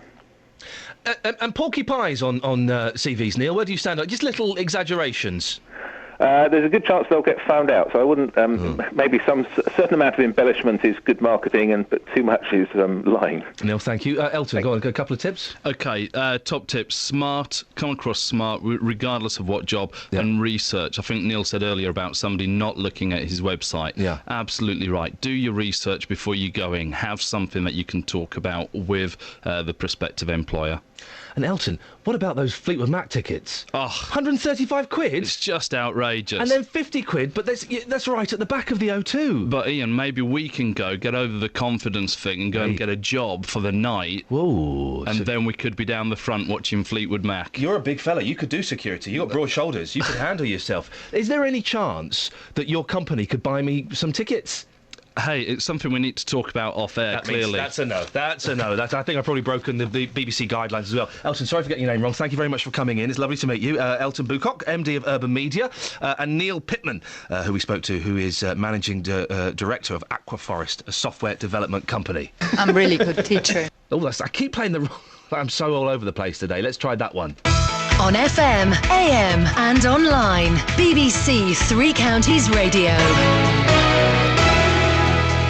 Fingers and thumbs, fat fingers today. It's one of those days. I had such a bad night's sleep. We're moving on Friday, OK, so it's where are we now? Wednesday. Packing's not done. What, packing? No. And I'm just kind of in bed, just thinking, we've got to pack. Oh, this is... Oh, no, I haven't changed the gas, but... Oh, my goodness. So I've got like a head that's completely full of nonsense. We're talking about microchipping dogs. It's going to happen. 3 years' time, it's going to be the law. Ben in Buckingham has emailed 3cr@bbc.co.uk. Although I agree with the microchipping of dogs, how will this be set up and checked? Some people breed dogs for fighting or to use as a weapon, and these people won't care about microchipping their dog. Well, it's true. If they don't microchip it, I think they're going to get in big trouble. And David in Marsh Farm has texted 81333, starting his text 3CR. They are a good thing, but Luton's dog wardens don't have chip readers. Do we still get dog wardens? I thought they died out in 1982. The lady next door lost her collie, which was chipped. It was taken, she discovered, some days later to a dog's home in Eaton Bray, and they wanted a lot of money to bring the dog home, which I know she could not afford. If wardens had readers, they could have brought the dog home. Do we still have dog wardens that go around with the van and collecting the dogs? I don't think we do. Well, this is what we need to find out before 9 o'clock. Do dog wardens still exist? I assumed they kind of went in about 1982. And of course, if Eaton Bray, it's a fair distance. Of course, they're going to want a few quid for transporting the dog. They're not going to do it for free, are they, David? OK, we're on the hunt for a dog warden, please. Before that, let's get the travel news. Sophie Tyler. Beds, Herts and Bucks travel. BBC Three Counties Radio. Starting on the motorways, heading south on the M1, still slow between junction 10 at Luton Airport and 9 at Redbourne. Anti-clockwise on the M25, queuing where you'd expect between 26 at Waltham Abbey and 25 at Enfield. Also between 21 at the M1 and 20 at Kings Langley. And again between 18 at Chorleywood and 16 at the M40. Very start-stop there, I'm afraid. Barnet Bypass heading south, still queuing between Stirling Corner and the Watford Bypass. And also begins to look busy where you'd expect now the A5, that's High Street North, heading southbound through Dunstable. Fairly slow this morning, just around at Lynch Hill, and the A41 through Ellesmere, that's Friarage Road. Actually not looking too bad, a little bit slow in patches, just approaching the Walton Street roundabout though. Everything else not looking too bad, trains moving nicely, but if you spot anything, do be sure to let us know. Sophie Tyler, BBC Three Counties Radio. Thank you very much, Sophie. Right, it's coming up to 7:30, time for the news and sport now with Catherine Boyle. Getting beds, hearts and bugs talking. This is BBC Three Counties Radio. Good morning. The headlines. A man's been arrested and a replica firearm seized following a standoff with police in Leighton Buzzard last night. David Cameron's described last night's Commons vote in favour of same-sex marriage in England and Wales as a step forward for our country. Less than half of his MPs backed the legislation. And a jury's heard that the man accused of murdering Rachel Manning sexually assaulted a student in Milton Keynes 10 years later. Beds, Herts and Bucks Sport. BBC Three Counties Radio. Ashley Cole will win his 100th cap this evening when England host Brazil at Wembley. Manager Roy Hodgson confirmed yesterday that Cole will start at left-back instead of Everton's Leighton Baines. Captain Stephen Gerrard won his 100th cap in a friendly against Sweden last November. Both he and Cole will receive their caps before the game. There was a resilience about the group tonight. There was a determination that probably we haven't seen for a little while here. I thought it was a real good all-round performance and capped off with a good goal late in the game just to seal it. Stevenage boss Gary Smith there after Borough's win last night. The Luton Town's players Simon Ange and Andre Gray were involved in England's C's non-league defeat against Turkey last night. Both started the game at Dartford. In the Conference North, Bishop Stortford won 1-0 against Solihull. Conference South, Boreham Wood lost 4-0 against Welling. And in the Southern League Premier Division, Hemel Hempstead won 2-1 away to Chippenham and Chesham lost 3-1 at St Neots. England's cricketers lost their final warm-up match ahead of the 2020 series in New Zealand. They lost by 3 wickets to a New Zealand 11 in one array. The first of 3-match series against New Zealand is being played at Auckland on Saturday. In tennis, Rafael Nadal made a winning return to action after 8 months out through injury and illness. He partnered Juan Monaco in a straight sets doubles victory in the opening round of the ATP event in Chile. And in rugby union, fullback Rob Kearney has agreed terms to a new 2-year contract with Leinster. It means he'll be at the club until the end of the 2014-2015 season. And that's your latest news and sport. More from me at 8 o'clock. I am Juan Monaco and I want to make love to you. Oh, pack it in, I'm married. On FM, AM and online. BBC Three Counties Radio. It's just the sexiest name, Juan Monaco. If I ever have another son, I won't. If I do, I'm going to call him Juan Monaco. And he's going to make love to ladies. That's all he's going to do. My name is Juan Monaco and I want to make love to you. Coming up in the next half an hour, changes to dog laws come into effect today. Workers who have to go onto private property to do their jobs, postmen, healthcare workers, etc., will be better protected from attacks by dangerous dogs. We'll hear from the Postal Workers Union next. 08459 455 555. I'm also asking this morning, as a tribute to some of the better equipped BBC local radio stations. I hope this doesn't get back to any of them. Otherwise, I'm never going to get a job anywhere else when this gravy train comes off its biscuit wheels, to paraphrase someone else.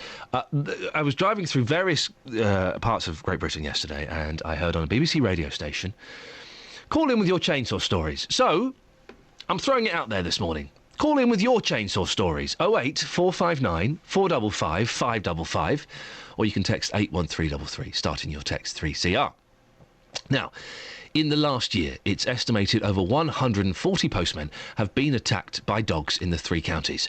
The figures from the Communication Workers Union says it's because the Dangerous Dogs Act 1991 has failed to deal with problems of irresponsible dog ownership and failed to protect the victims of dog attacks. Well, today, the Department for Environment, Food and Rural Affairs says will announce a number of changes to dog laws from 2016. The Communication Workers Union Health, Safety and Environment Officer. It is Dave Joyce. Morning, Dave. Good morning. You've been leading a campaign about this for a number of years. What exactly have you been campaigning for? Well, we certainly do welcome today's announcement. It's been a long time coming, and the announcement is, as you say, that England's dangerous dogs laws are about to change, and we've been campaigning for these changes through our Bite Back campaign since 2007, 2008, when 6,500 postal workers were attacked and injured by dogs that particular year, and it amounts to 12 attacks every day. Why has the 1991 Dangerous Dog Act failed? What was lacking from it? Well, it had a major loophole, and the proposal that's coming out from the government today now proposes to close that loophole, and that is that the law doesn't apply on private property.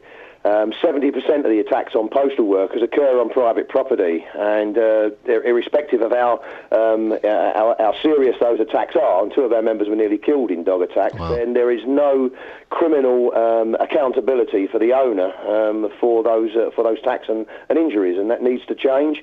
Our campaign has resulted in changes to the laws in Scotland and Northern Ireland, and Wales is in the process of changing the law. It just left England, and they've been dragging their feet for many years. We've put a lot of pressure on the government to bring about these changes, and they will announce this change extending the law to private property today, so it's a major breakthrough for us. It's the kind of thing that it's sort of a joke, isn't it? I remember it always being in the Beano, the postie getting attacked by the dog, but you're saying 2 of your members almost died. What happened to them? They were both attacked by 2 dogs on private property, and they both nearly lost an arm. They had they were in intensive care for 6 to 8 weeks. They had a series of operations to save their lives and save their limbs, in fact, and they've ended up badly scarred and badly injured, both physically and psychologically.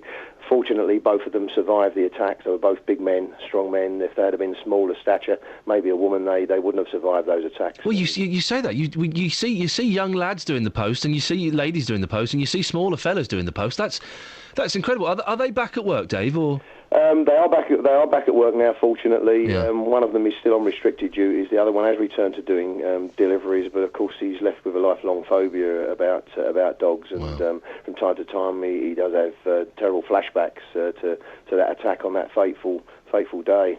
But So this law is coming into effect. It's going to take place. It means that if a postie is attacked by a dog on private property, charges can be pressed against the owner. Has it gone far enough, Dave? Are you happy with this? Well, certainly that is the major change that we required. There are a couple of other things like dog control notices we wanted added to the change in England. I don't know why that Scotland, Northern Ireland and Wales has introduced those.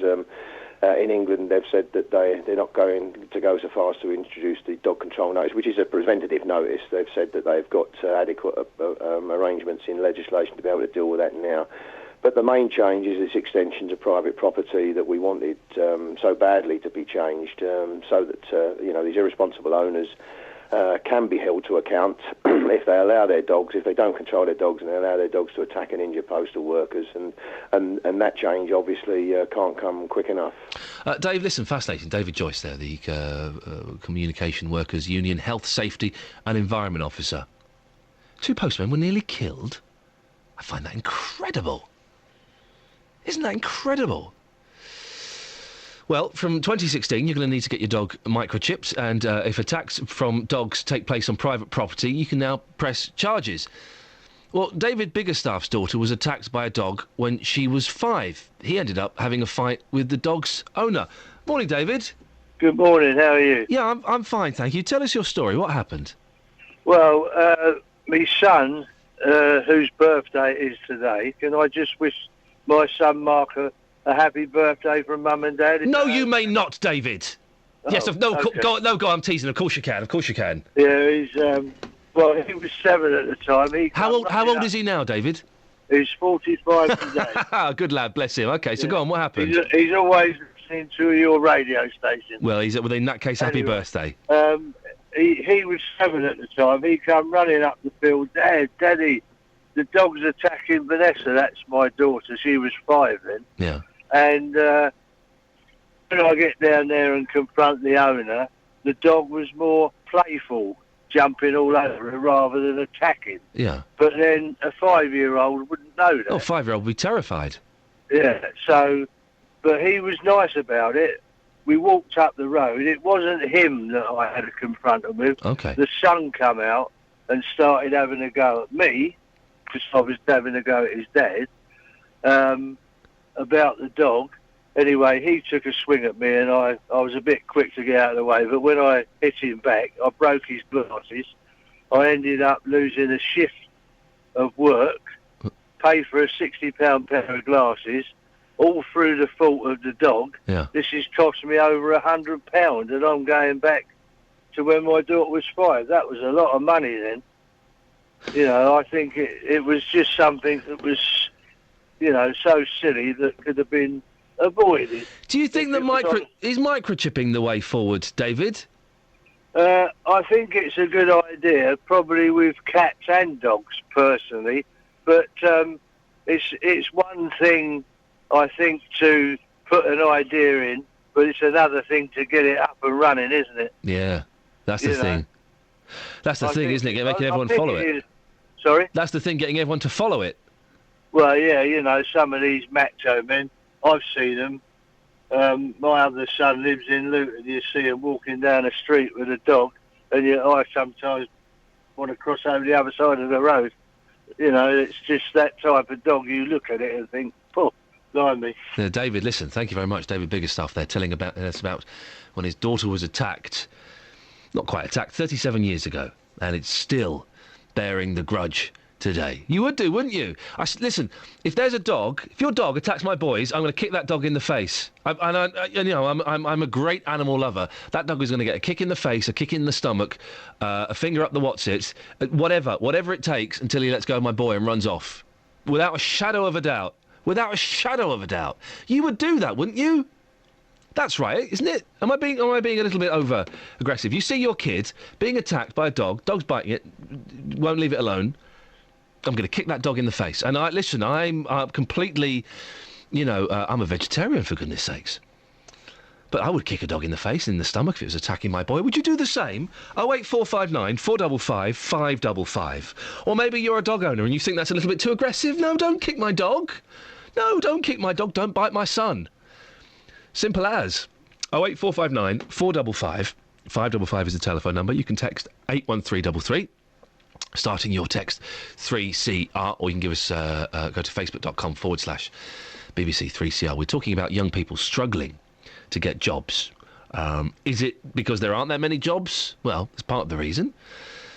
Is it because young people don't have the right attitude? David has texted in 81333, starting his text 3CR and including his name. 50 years ago, when I was 16 looking for a job, I checked out who their clients were and created new promotions, gave firm handshakes, and still didn't get the job. Oh, there you go. So went self-employed. It doesn't always work. Maybe there was something wrong with you, David. I don't know. Perhaps there was. I'm intrigued by this front page of The Sun. Firstly, because there's a young lady with a zip-up dress. Let's just say she's forgotten to zip it all the way up before the photographer took the picture. Yeah, I don't know if she's aware, but a little bit of her bra is showing. Hey, very, very, very cheeky. Oh, my God. But the front page of The Sun, picture exclusive, Gaza in the Last Chance Saloon. He grabs airport pint on the way to rehab. Stricken Paul Gascoigne arrives at a US airport ahead of his emergency rehab stint and grabs a pint in the bar. The alcoholic ex-England idol, 45, landed in Phoenix, Arizona yesterday after worried pals paid for his treatment. Last night, his legions of fans were back home wishing him a full recovery. Full story, page 5. We turn to page 5. There's pictures of him in an airport drinking beer. One for the road to recovery. Alcoholic Gaza grabbed one final drink yesterday before heading off to rehab for a last-ditch attempt to conquer his demons. A shocked British witness told how the desperate soccer legend ordered the pint the moment a minder left him briefly alone in a US airport. Moments later, the pal returned, took the beer and hauled the star from the boozer. Well, here's an idea, son. Leave him alone. Leave him alone. He's an alcoholic. You know what? He might die soon. It's possible. I hope he doesn't. It's very, very possible. Looking quite likely. Leave him alone. Don't take pictures of him. Or if that picture was sent to you by a British tourist, don't print it. You don't have to print that photo of a man hitting rock bottom. Why would you want to print a photo on the front page of a newspaper, Britain's biggest selling newspaper, of a man hitting his absolute rock bottom? A man who's lost dignity, has lost self-respect, and you're taking a picture and putting it on the front page of a newspaper. It's not supportive. It's not helpful. It's exploitative. Why would you do that? Just leave him alone. Let him have a little bit of peace. Let's hope that he finds recovery.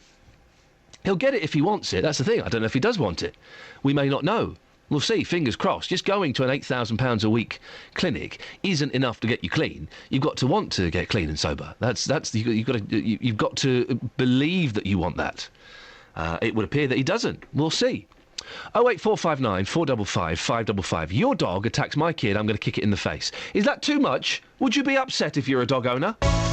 Here's the travel news now, Sophie Tyler.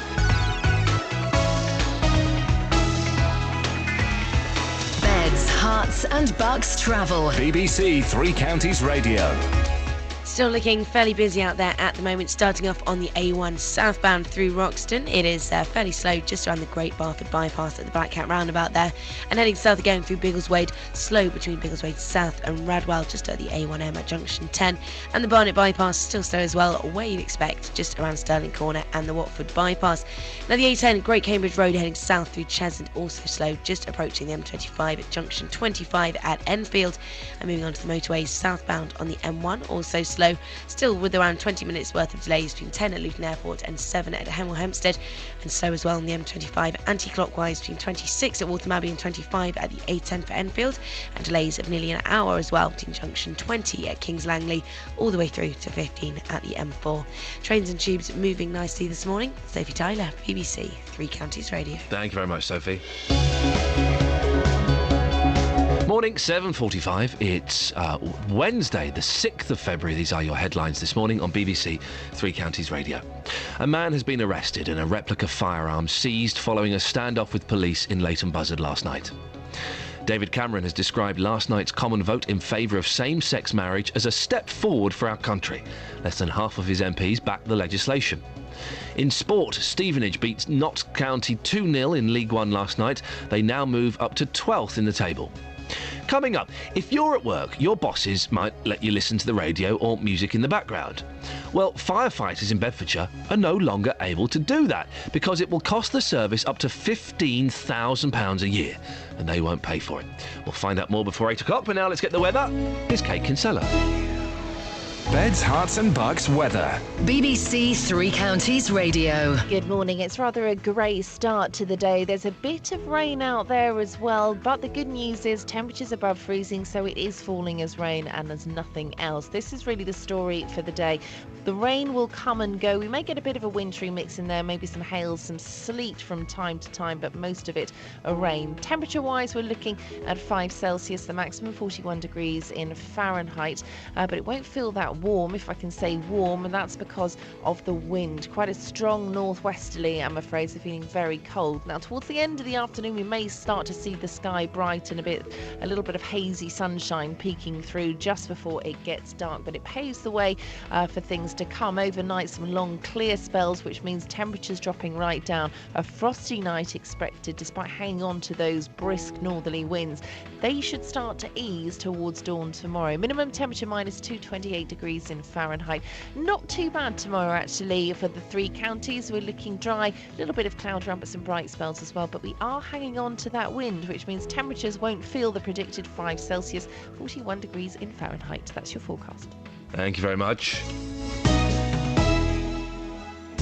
Weekdays from 3. Local news. Campaigners are holding a protest against a wind turbine that could be built near the Buckinghamshire village of Ford. Discussion. And we were told when he was 5 days old that the only way for him to have a life outside of a wheelchair would be to have a through-knee amputation at the age of 1. Debate. Coming up after 6, we've got an hour discussing business and finance. Later in the show, it's all about the entertainment world. It's the family and lifestyle debate. It's our politics panel discussing how politics affects us. Roberto Peroni.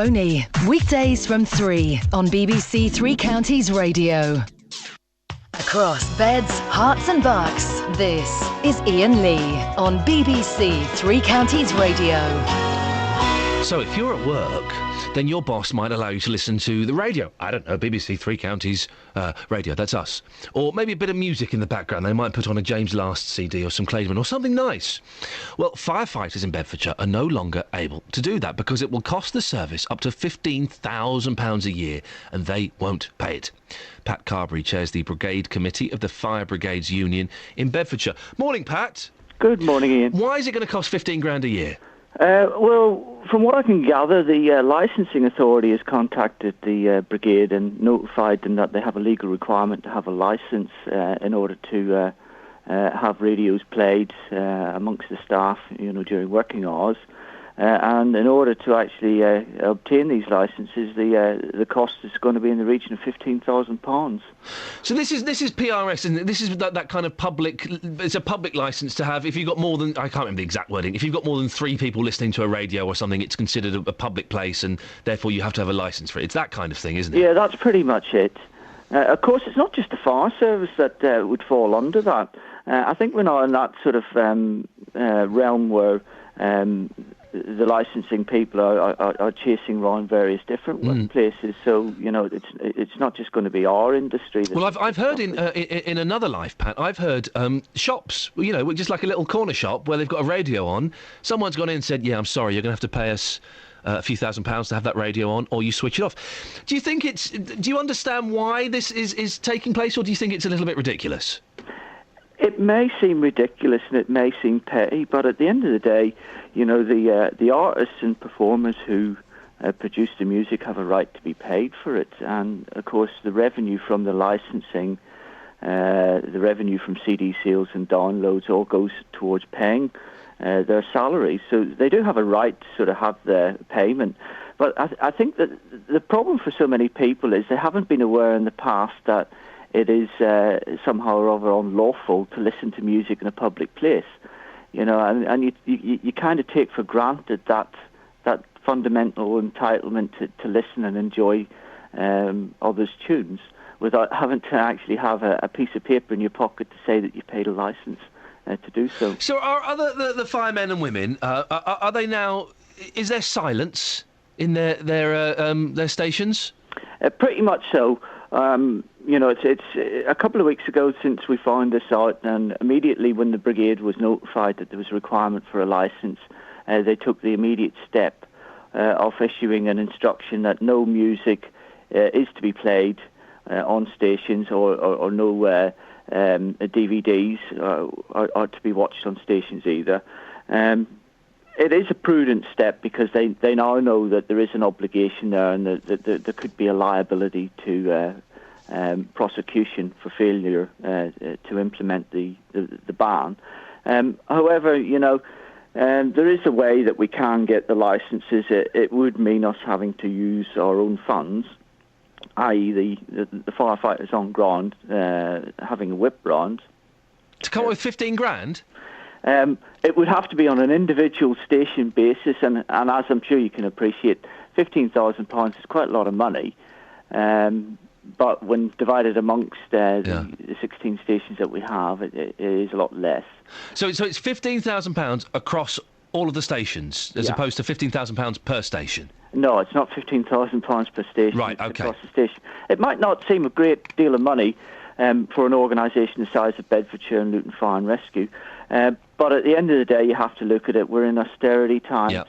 We're having to make what money that we get coming in stretch even further, and there's less of it at the end of the day.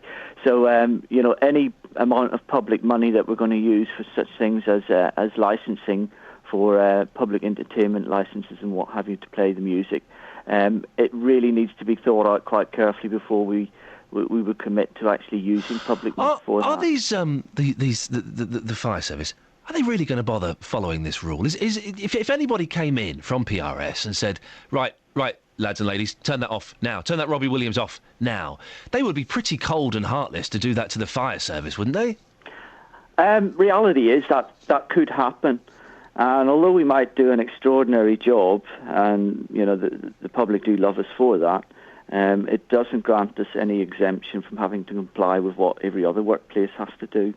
And that's one of the sad realities of where we are, particularly when it comes to the entitlement that people have for payments. They can be quite heartless, and as I say, just because we're firefighters, we can't rely on that kind of goodwill to give us exemption. Now, listen, but I have a lot of respect for the fire service, partly because my boy loves fire engines, and so that makes his life a whole lot more fun. And I've contributed to fire services and things like that before. But if you're out there shaking a bucket and people put in £1 or a couple of quid and they say, "Oh, what's that for?" "Oh, it's so we can listen to the Beatles." Do you think the public would be happy to contribute towards that? I think everyone else is in the same position. That money is tight, and I think it wouldn't be fair for us to go out in the street and start expecting the public to start putting money in to pay for our ability to listen to music. It is important to us. At the end of the day, we're a service where the majority of our staff work 24 hours on duty, so they'll start at 9 o'clock in the morning. They'll still be in the same workplace at 9 o'clock the following day when they will go off duty, and that's a long time to be in one space, one workplace.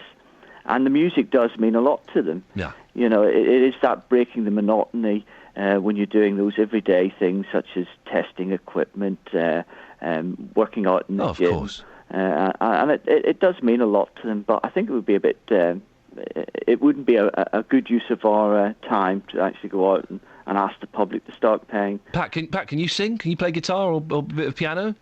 No, I wouldn't wish that my colleagues at all. That's a shame. We could have stumbled on the answer. Pat, listen, thank you very much. Pat Carberry chairs the Fire Brigade Committee of the Fire Brigades Union in Bedfordshire. Come on. Listen, I've heard this, and if you work in a shop, I wonder if this has happened to you, a shop or an office. Have you had the music playing and someone's come in? I've heard these stories before. Someone comes in and says, I'm from PRS, and I'm afraid you're going to have to either pay us £15,000 or switch that radio off. Have you had that happen in your workplace?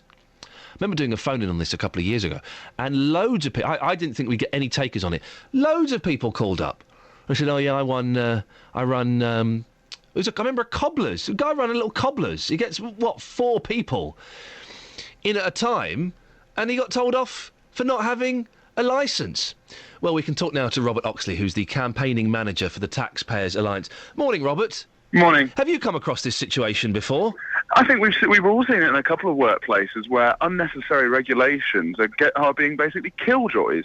And I think particularly in the fire service, fire officers spend a lot of time on call, and they're simply waiting to get called out to the next fire where they could be putting their lives on the line.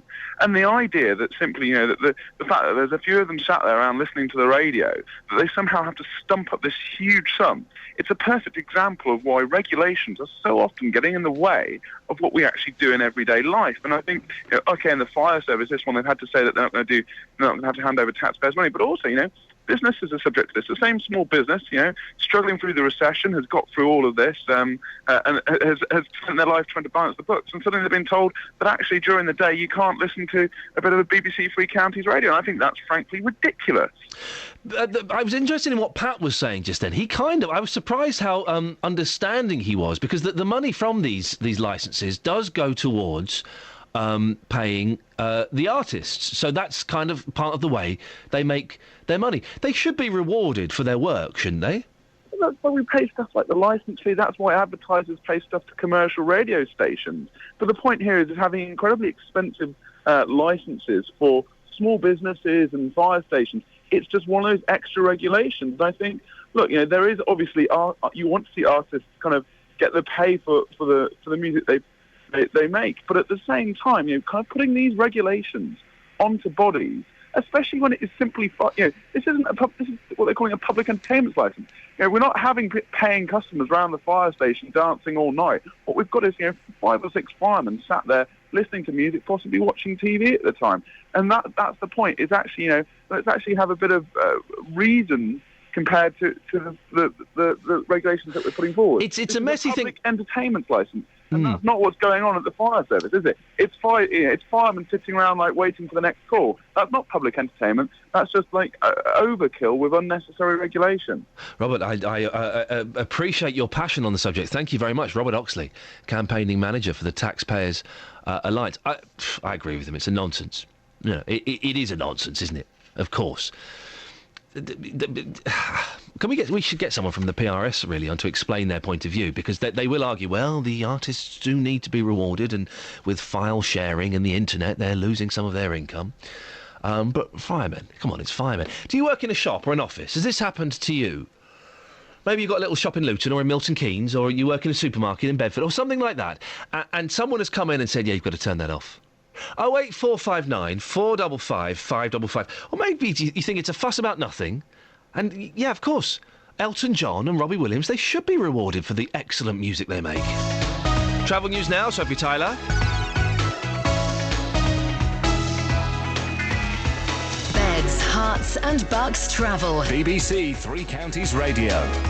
Heading through Enfield on the A10, we have reports the one lane is blocked and there's queuing traffic following a broken down lorry at junction 25 at the M25. It's just happened on the roundabout there. We'll bring you more on that as and when it comes in. Heading south on the Great North Road through Roxton, also slow at the Black Cat roundabout, and southbound again through Biggleswade, fairly slow this time as well at Biggleswade South and back down towards Fradwell. Now the A41 southbound still suffering with delays between the Hemel Hempstead turnoff and junction 20 of the M25 at Kings Langley, and anti-clockwise on the M25, more delays of nearly an hour between 20 at Kings Langley and 15 at the M4. Southbound on the M1, more delays as well between 11 at Dunstable and 9 at Redbourne, and disruption on First Capital Connect between Letchworth Garden City and Moorgate, and Welling Garden City and Moorgate as well, following a line-side fire. Sophie Tyler, BBC Three Counties Radio. Thank you very much, Sophie. So, in the last hour, what are we looking for? Is it true if you put your finger up a dog's bottom, it stops biting you? Your chainsaw stories, and have the PRS come round to your shop and bothered you? We'll talk about that after the news with Catherine. Getting beds, hearts and bucks talking. This is BBC Three Counties Radio.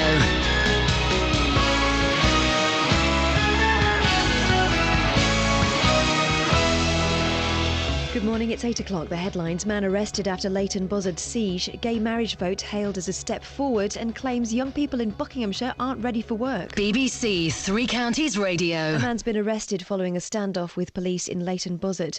Officers were contacted by a caller concerned about the safety of a man at an address in Bridge Street at around 5 o'clock yesterday afternoon. A cordon was erected while negotiators talked to him, and at around 10:30 the man was arrested by an armed response team. They also seized an imitation firearm. David Cameron has hailed the Commons vote in favour of same-sex marriage in England and Wales last night as a step forward for our country. The measure was approved by a big majority, but less than half of Conservative MPs backed it.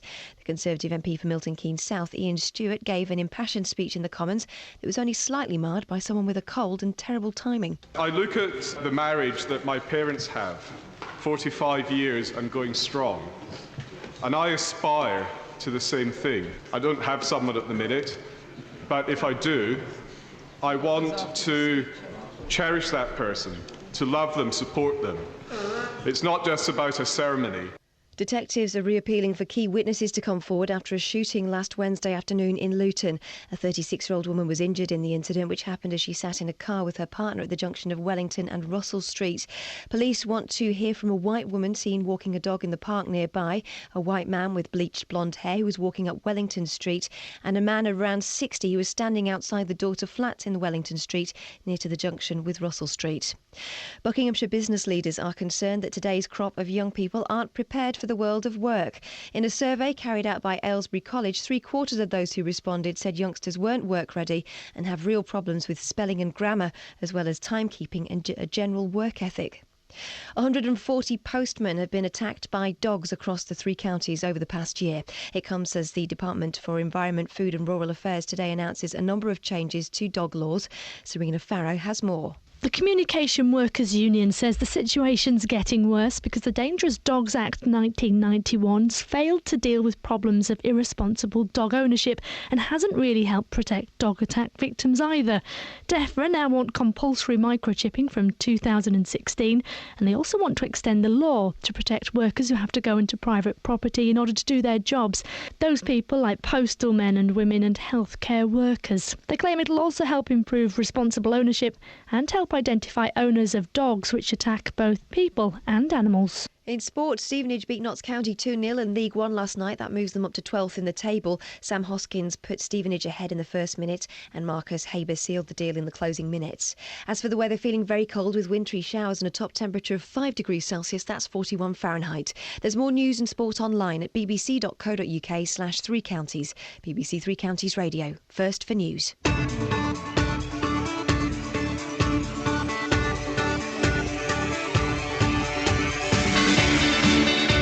And suddenly it's 8 o'clock. I had to look at the clock twice then. I thought it was only 7. It's 8. Oh, we're on the home straight. It's all downhill from here. We can take our foot off the gas. No, we cannot. We speed up.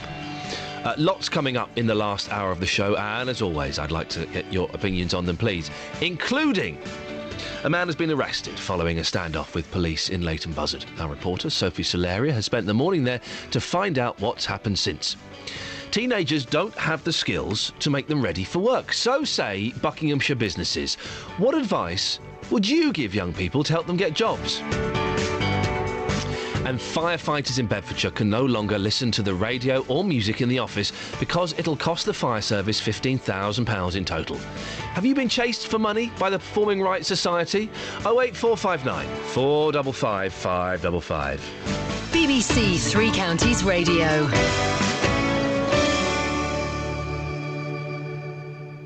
You can also go to Facebook, facebook.com/BBC3CR, or you can send us a text, 81333. Start your text 3CR. I've had a tweet. We pay PRS, this is a small local shop, we pay PRS, so should the firemen.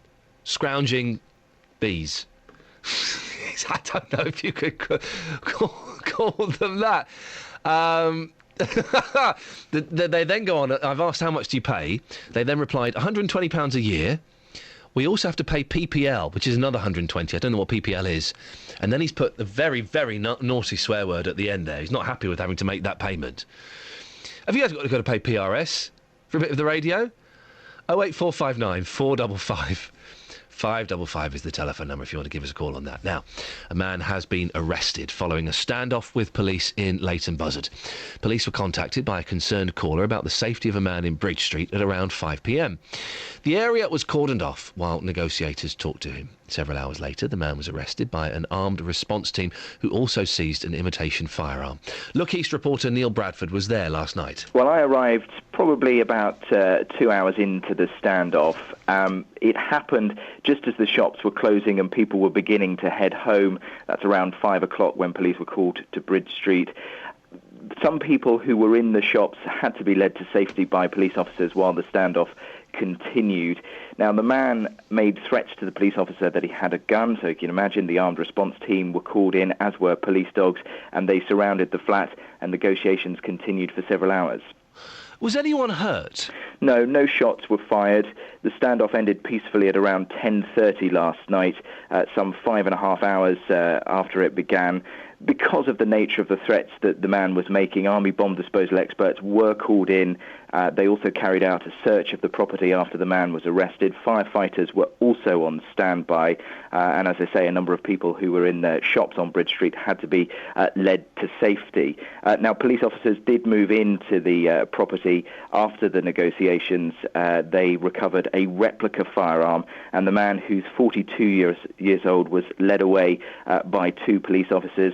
I saw him wearing a blood-stained top. Now, that comes probably from injuries not related to firearms. There was no suggestion that any guns were fired at all. He was led away by 2 police officers and treated by paramedics. Well, the man is in custody and the cordon will remain in place while investigations take place. We've sent our reporter, Sophie Solaria, there. She's at the scene now this morning. Sophie, where exactly are you and what's it like there?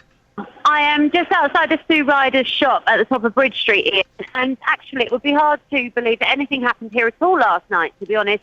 Any police or cordons that were once here have now left the scene and things are back to normal. Well, from where I stand, they are.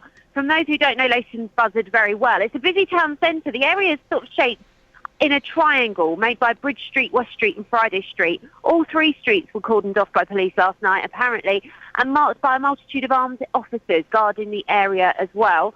As I say, from the top of Bridge Street, it was completely cordoned off a few hours ago, in fact. From here I can see the High Street is lined by regular shops, opticians, newsagents, sandwich shops, etc. And from last night, a place last night that was actually desolate completely, by all accounts.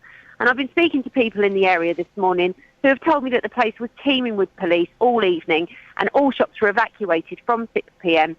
Actually, I met some people yesterday that were eyewitnesses, and I spoke to them earlier. If you take a listen to this.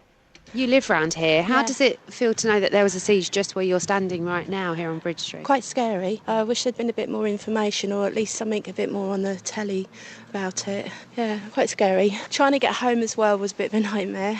Had to get a taxi and everything. So it kind of changed your evening? Oh, yeah, definitely. What have you seen? What have you heard? Well, it was on Facebook, isn't it? Yeah, man on the roof on the solicitors or something? It's down on Bridge Street. Yeah, that's all we know. They sort of cordoned off down the bottom of the town, that's all we knew. How do you feel about that happening in your town? Well, I live up New Road and there was a stabbing on Sunday, so... Yeah, and I live sort of near the station, so exactly the same, so yeah. It's just a day in the life. Yeah, it's a bit scary. Not as quiet as you think. Sorry, sir, so you were working yesterday? Yeah, I went to work by opposite Waitrose car park, and it was all blocked off, but that's all I know. Did you see the police and speak to anybody? No, because I was working inside, so I just saw it was all blocked off. And that's it? That's it, yeah. Have you heard anything since? No. Well, it sounds like most people were finding out about the information on Facebook and Twitter. If you want to read more about the siege, you can head to our website, bbc.co.uk/3 counties. Across beds, hearts and bucks, this is BBC 3 Counties Radio. So, blimey, that was loud, wasn't it? So, firemen won't be allowed to listen to the radio or music or watch DVDs. They can watch the telly, so they can watch Homes Under the Hammer and the good stuff like that, but they can't listen to music because they've got to pay PRS. Luann is in Flitwick. Morning, Luann. Good morning, Ian. Have you ever been chased by the PRS? I have, yeah. Well, where do you work? I've got a toy shop in Ampthill. Oh, yes, of course, yes. Parents and Frogs. Yes. Basically, when I was in my old shop, we had a TV, which we used to have the children's BBC programme on. Yeah. And it was brilliant because the parents absolutely loved it. And they came in and said that I had a TV licence for it, but I needed to pay this music licence to have the telly on. And I looked into it, and actually it wasn't true. They said that I had to pay this £125 or whatever, £250 or whatever it was. Yeah. So I ended up turning it off. As fate would have it, I actually moved out of that shop and moved into a different shop. And when I moved into my new shop, I found that it was really difficult not having any background music on, because obviously I've been so used to having this music. And they came in and said, well, you're not allowed to play radio, music or anything until you pay this licence. So I end up listening to you guys really low when I've got no customers and turning it off as soon as the bell rings as the door moves in. Hang on, Luann, I don't want to get involved. I don't want to get involved. Well, so you're... Well, no, you're off the radio by the time I get to work. Thank God. So it's Jonathan Vernon Smith who's going to get in trouble. And goodness for that. You can't involve the BBC. We're already involved in enough scandals. Have you not seen what the newspapers the last 6 months? We shouldn't be so good then. JVS doesn't pay PRS scandal. I hope they haul him up and lock him away for a long time. How soon after you moving into your new shop did they come round? They haven't actually been to my new shop yet. Luann. But they have been round the town, because I currently chair the Chamber of Trade in the town. Yeah. And they have been knocking on some people's doors in the town, and everybody's just going, they can't work out whether they're for real or whether they're, because there are a couple of shops in town that do play music, right, and quite loud music. It's not as if you can kind of not know it's there. Yeah. But we didn't know whether or not it was like soundtracks, because I was playing Christmas music over Christmas. Yeah, you would do. Yeah, and there are people coming in going, should you be playing that? I'm like, well, it's a really boring shop if you haven't got Christmas music for children, or playing something. It actually keeps the shoppers shopping, believe it or not, because you don't feel like you're being watched every minute when you're walking around the shop. You actually feel like there's something kind of, keeping you there. So, what do these PRS people look like? I'm kind of imagining sort of like men in black suits with ties and dark sunglasses. Lesser sunglasses. The last one that came round to me actually was quite young. Wow. He was quite a young guy. I would say probably late 20s. It's very spooky. Yeah, but as I say, I don't really want to have to pay the money. No. But I talk to my customers instead of having the music instead, and it works very Good well. for you. Good old-fashioned conversation. I'm glad to hear that Jonathan Vernon Smith is implicated in this potential legal battle, and not me. That's excellent news. Kerry's from Upper Stomven near Henlow. Morning, Kerry. Good morning. You've been chased by the PRS as well, have you? Well, what happens, I run a small business park, and they send letters. They must troll through the business pages, and they send lovely, polite letters saying, do you listen to the radio at work? You may need a licence, but contact us and we can help you. Oh. And that's what they do. So then you contact them and you say, well, yes, but I just listened to it, a little bit. Next thing, you get an invoice for, I think it's about £90. If you don't pay it and you ignore it, they then increase it. Then if you contact them, they are... Well, we had one chap, an elderly chap who just runs a little metal business, and they were really nasty. They caused him serious distress. And I contacted Consumer Direct for him, and they gave me some information, and they actually said that if he's working on his own, and he doesn't have sort of members of the public that come in and buy from him, which was the case, then I wrote to PRS asking them to stop harassing him and pointing out that as a small, there were some terms they gave me, and he received an apology from them. Well, good for them, and good for you, Kerry. Thank you for that. Got a couple of texts. Tim says, we pay PRS at work for 4 of us to have the radio on, but we also got caught by the PPLs. Oh, it sounds nasty. Again, for something... Who on earth are these PPLs? I might start up an ILL. And you have to pay me £120 for listening to Jonathan Vernon Smith at work. Sharon says, I think it's a real shame for the firemen they can't have the radio on while they're sitting around waiting for jobs to come in. If we all paid just 1 pence extra on our council tax, I think that would easily buy them a licence. Oh, Sharon, it's a nice idea, but I don't think the world works like that, really. And to be honest, can I be honest? I don't want to pay 1p extra so that firemen can listen to Heart or listen to Robbie Williams. I know, because if I'm paying 1p to them, then I'll have to pay 1p to the police, and then I'll have to pay 1p... do you see? It kind of expands. Or is that me being really tight? It could be. Right, 8:15, travel news. Shervy Tyler. Come on, Tyler. Beds, Hearts and Bucks travel. BBC Three Counties Radio. Still looking at the normal delays this morning, I'm afraid. Clockwise on the M25, very slow though, following an earlier accident which has now been moved to the hard shoulder between junction 16 at the M40 and 17 at Maple Cross. And on the A10 through Enfield, we still have reports as well that one lane is blocked with queuing traffic following a broken down lorry just at the M25 exit at junction 25 on the roundabout there.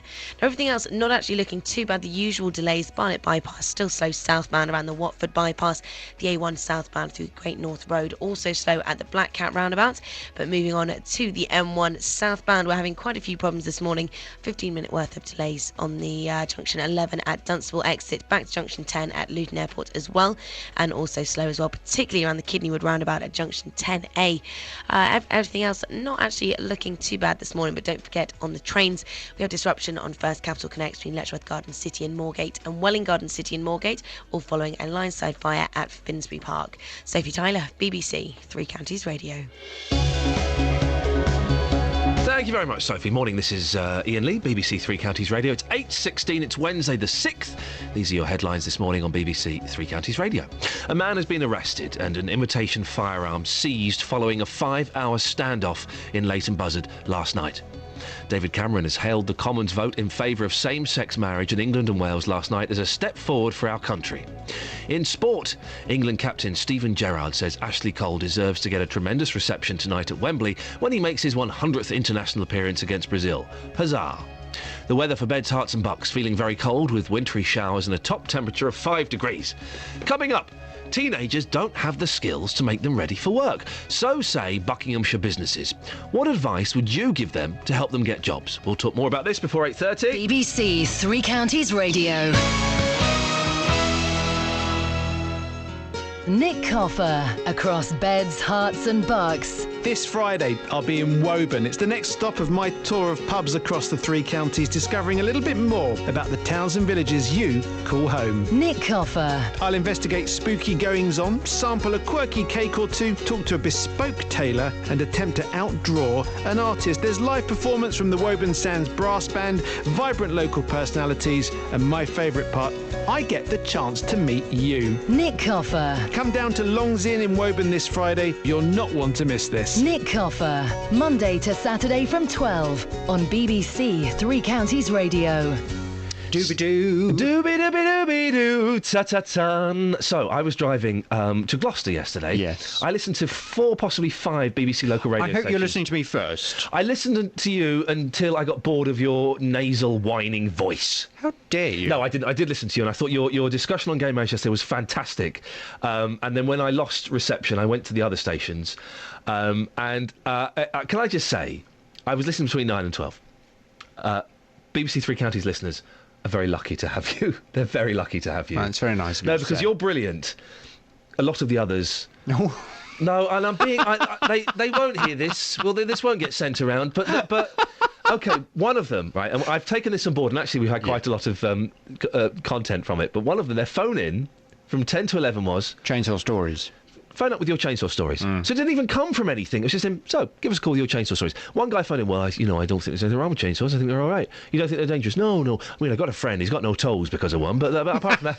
Sounds like good radio to me.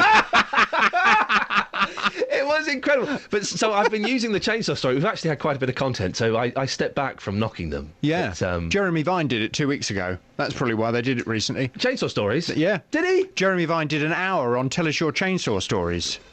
Yes. It's gold. It's radio gold. So I'm going to be listening to BBC Radio Solent and BBC Berkshire and all of the others. Was that where you heard it, on Solent? I think it may have been. I'm not sure. I had to. If you drive in and out, you pick up different ones and you lose them. So I was flicking about in my car furiously. It's hard to drive when you're flicking around like that, and listening to the radio at the same time. But I managed to hear some bits and pieces. But Three Counties listeners, I know you knock him, and I get lots of emails about him saying, "Hang on a minute, you know they knock me." It's confidential emails and texts and tweets I get from the listener. But just hold back on some of that language you use about him. It could be so much worse. There, ladies and gentlemen, is a ringing endorsement. Thanks for that, Iain. It's a pleasure. What's coming up on your show this morning? Coming up from 9 this morning. Well, of course, it's the big topic of the day. It's the thing that everyone's talking about. This vote. No, not chainsaws. No, sorry. The vote yesterday in the House of Commons. Yes. From 9 today, I want to ask, would you go to a gay wedding? The front pages of the majority of the papers look at yesterday's vote on gay marriage. David Cameron has said, as you were discussing earlier, Ian, that the vote, the large vote, the majority vote in the Commons is a step forward for our country. Yeah. And I also heard you talking to the MP who was saying that the chances are by beginning of next year, that's when we'll see the first gay weddings. It's going to happen on this show, I've decided. Well, really? Yeah, I've decided we're going to have the first ever gay wedding is going to be on this show. And on February the 14th, when we go digital, DAB, I'm going to get a gay man or a lady to propose to another gay man or a lady.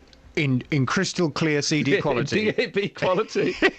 Lovely. Yes. Well, I want to hear from people, because yesterday, if you were listening to my phone, quite a number of people were not very keen on gay marriage. There are a lot of people phoning up saying that they thought it wasn't very pleasant. Even Fred yesterday on your show described two gay men as, what was it, spine chilling. I think that was the phrase, yes. Is that when you kind of go... Ugh. Well, I want to hear your views from 9 this morning. Would you go to a gay wedding? Yes or no? 08459 455 555. And if no, why not? They are totally going to throw the best weddings ever. I tell you what I loved.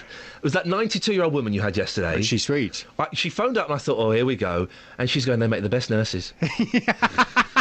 They make the best nurses. She was lovely. I did a phone-in at another radio station a few years ago, and I was doing a phone-in about homosexuality, and this bloke phoned up. I think he was called Dave. Yeah. And it kind of said, Dave phoning. So I said, hello, Dave. And he goes, all right, JVS, I'm phoning up about the gays. And I thought, oh, here we go. He's going to come out with something horrifically homophobic. He says, I'm a mechanic, right? I said, OK. I thought, oh, I'm waiting for it. And he said, they keep their cars beautiful. He said, these straight people, they bring their cars in, got banana skins all over the floor. The gays, their cars, spotless, smell beautiful. That's the way to tell, is it? Yeah, I have got a lot of banana skins in my car, so... I shall look forward to listening, Jonathan. Have you finished? Sorry. Yeah, I'm done. All right, off you go. Ta-ta. Thanks. I've never used a chainsaw. Across beds, hearts and bucks, this is Iain Lee on BBC Three Counties Radio. Sometimes it's a laugh, isn't it? Sometimes it's a laugh. 3/4 of local businesses who took part in a survey in Buckinghamshire say young people don't have the skills to make them ready for work. Among the main issues highlighted are poor timekeeping, poor spelling and grammar, spending too much time on their mobile phones and wanting immediate success. The research was carried out by Aylesbury College and it's now running a Workwise week with local companies to try to improve the situation. The problem of youth unemployment was also recently tackled by MPs in Milton Keynes who organised a jobs fair. These young people are all out of work. I'm Lily Taylor-Williams, I'm 16 years old and I've been looking for work for about 3 months. OK, so did you finish school and then decide not to go on to college, or? No, I am at college. I'm looking for part-time work, but it's still hard because I haven't got any money and I need money to go out and do stuff that I want. But yeah, I'm at college full-time, so it's hard to find work. I quit my job a few months ago because I wasn't getting what I needed from it. So I thought it would be easy to find a job, but it's really not. Isn't it? No. So how difficult is it then? Just try and explain to us. Because I'm at college 5 days a week, I've only got the weekends to look for jobs. So it's hard to just go around to people and just give out CVs because most of the time people don't want them. And then when you apply for an application on the internet, they tell you that they don't want you or they never reply, which is kind of hard for you because then you're getting really confused about if you've got the job or not. How does it make you feel kind of going forward when you finish your college course about getting a job full time? What does it make you think about? I am quite scared about it because what if I don't get a job and then I can't pay for rent and bills and stuff? But I think it will be easier once I've got the qualifications, but not as easy as I hoped it would be. My name's Sam, I'm just turned 23 and I've been looking for work since Christmas. How have you been trying to find a job? Well, obviously I've been signing on, so the government have just given like a universal job match thing that you log in and register your CV to, so you can look through for work through there. But also I've got myself onto like an access to higher education course, so I can get myself to uni, because I think that because there's with a shortage of jobs, I think you should think about putting your time that you're not working into studying, maybe looking at a career in something different that you never have thought about before. My name's Ronnie, 25, been looking for work for nearly 8 months now. So why are you looking for work? How long? I've been a plasterer for 3 years. I've been out of it for 8 months now, as I told you before. How difficult is it to find the work then for the right price? Very hard. It is very hard these days. Every day I'm out looking, every day. Oh, well, could you do this a square metre? Or even through companies, will you work for this much a day? Well, you used to get £160 a day. Now they're £80 a day, £100 a day. And it is very hard to live when you're used to a lot more money. Within the space of 3 years, it changing from 160 down to £80. Yeah. That's hard. It's difficult. Tough. It's difficult when you've earned a lot of money to go into earning not a lot of money. It's tough. Get on with it. I am. That's how it works sometimes. That's how it works. Deary me. Well, Dee Thomas is from the Careers Advice Service 4YP in Dunstable and joins me now. Morning, Dee. Good morning. Do you think that's part of the problem, the attitude that some young people, they want more and they want it now?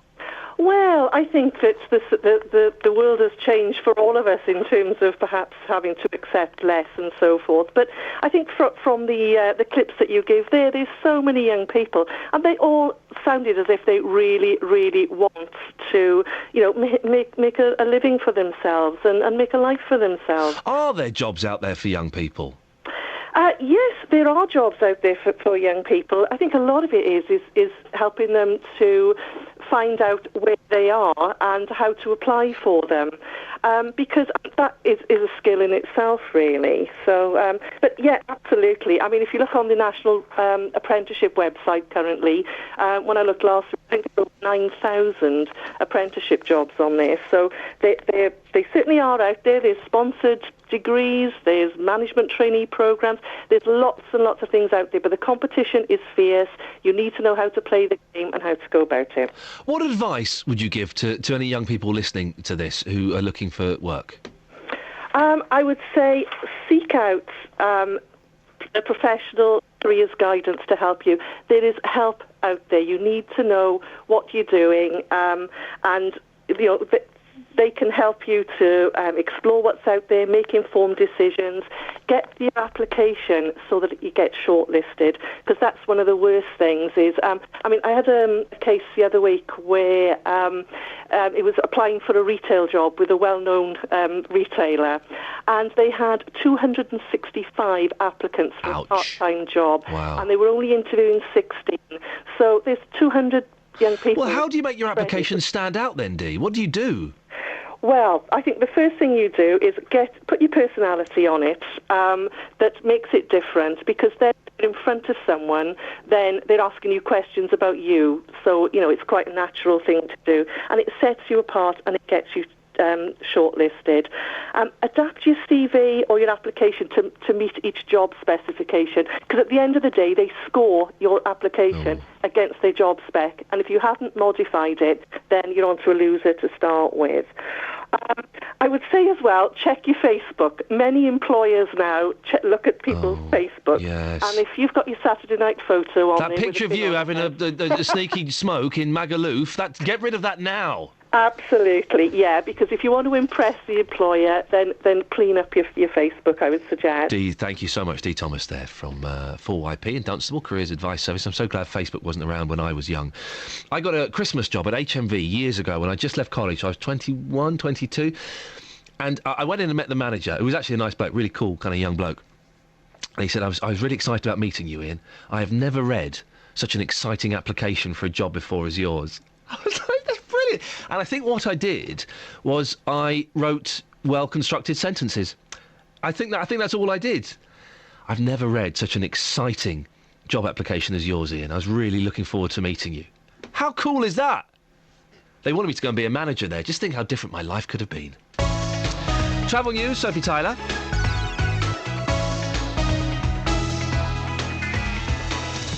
Herts and Bucks travel. BBC Three Counties Radio. Clockwise on the M25 is still very slow this morning following an earlier accident which has now been moved to the hard shoulder between 16 at the M40 and 17 at Maple Cross. And also heading south on the M1, more delays between junction 10 at Luton Airport, 15 minutes to get through the junction, and also fairly slow as well at 14 at Milton Keynes. Now elsewhere it is looking slow through Biggleswade heading south on the A1, fairly slow there between Biggleswade South and Radwell, and the Barnet bypass also still slow heading south this morning through Stirling Corner and the Watford bypass. Everything else not actually looking too bad. A few little delays heading south on the A41. Everything else, though, not too bad at all. Seems to be moving nicely.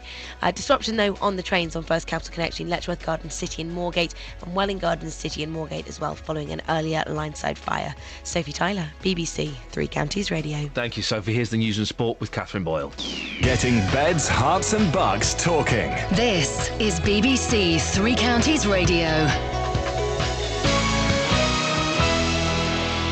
Good morning. The headlines. A 42-year-old man's been arrested and an imitation firearm seized following a 5-hour standoff in Leighton Buzzard last night. David Cameron has hailed a Commons vote in favour of same-sex marriage as a step forward for our country, and detectives are reappealing for key witnesses to a shooting last Wednesday afternoon in Luton. It's thought 2 men and a woman may hold vital information.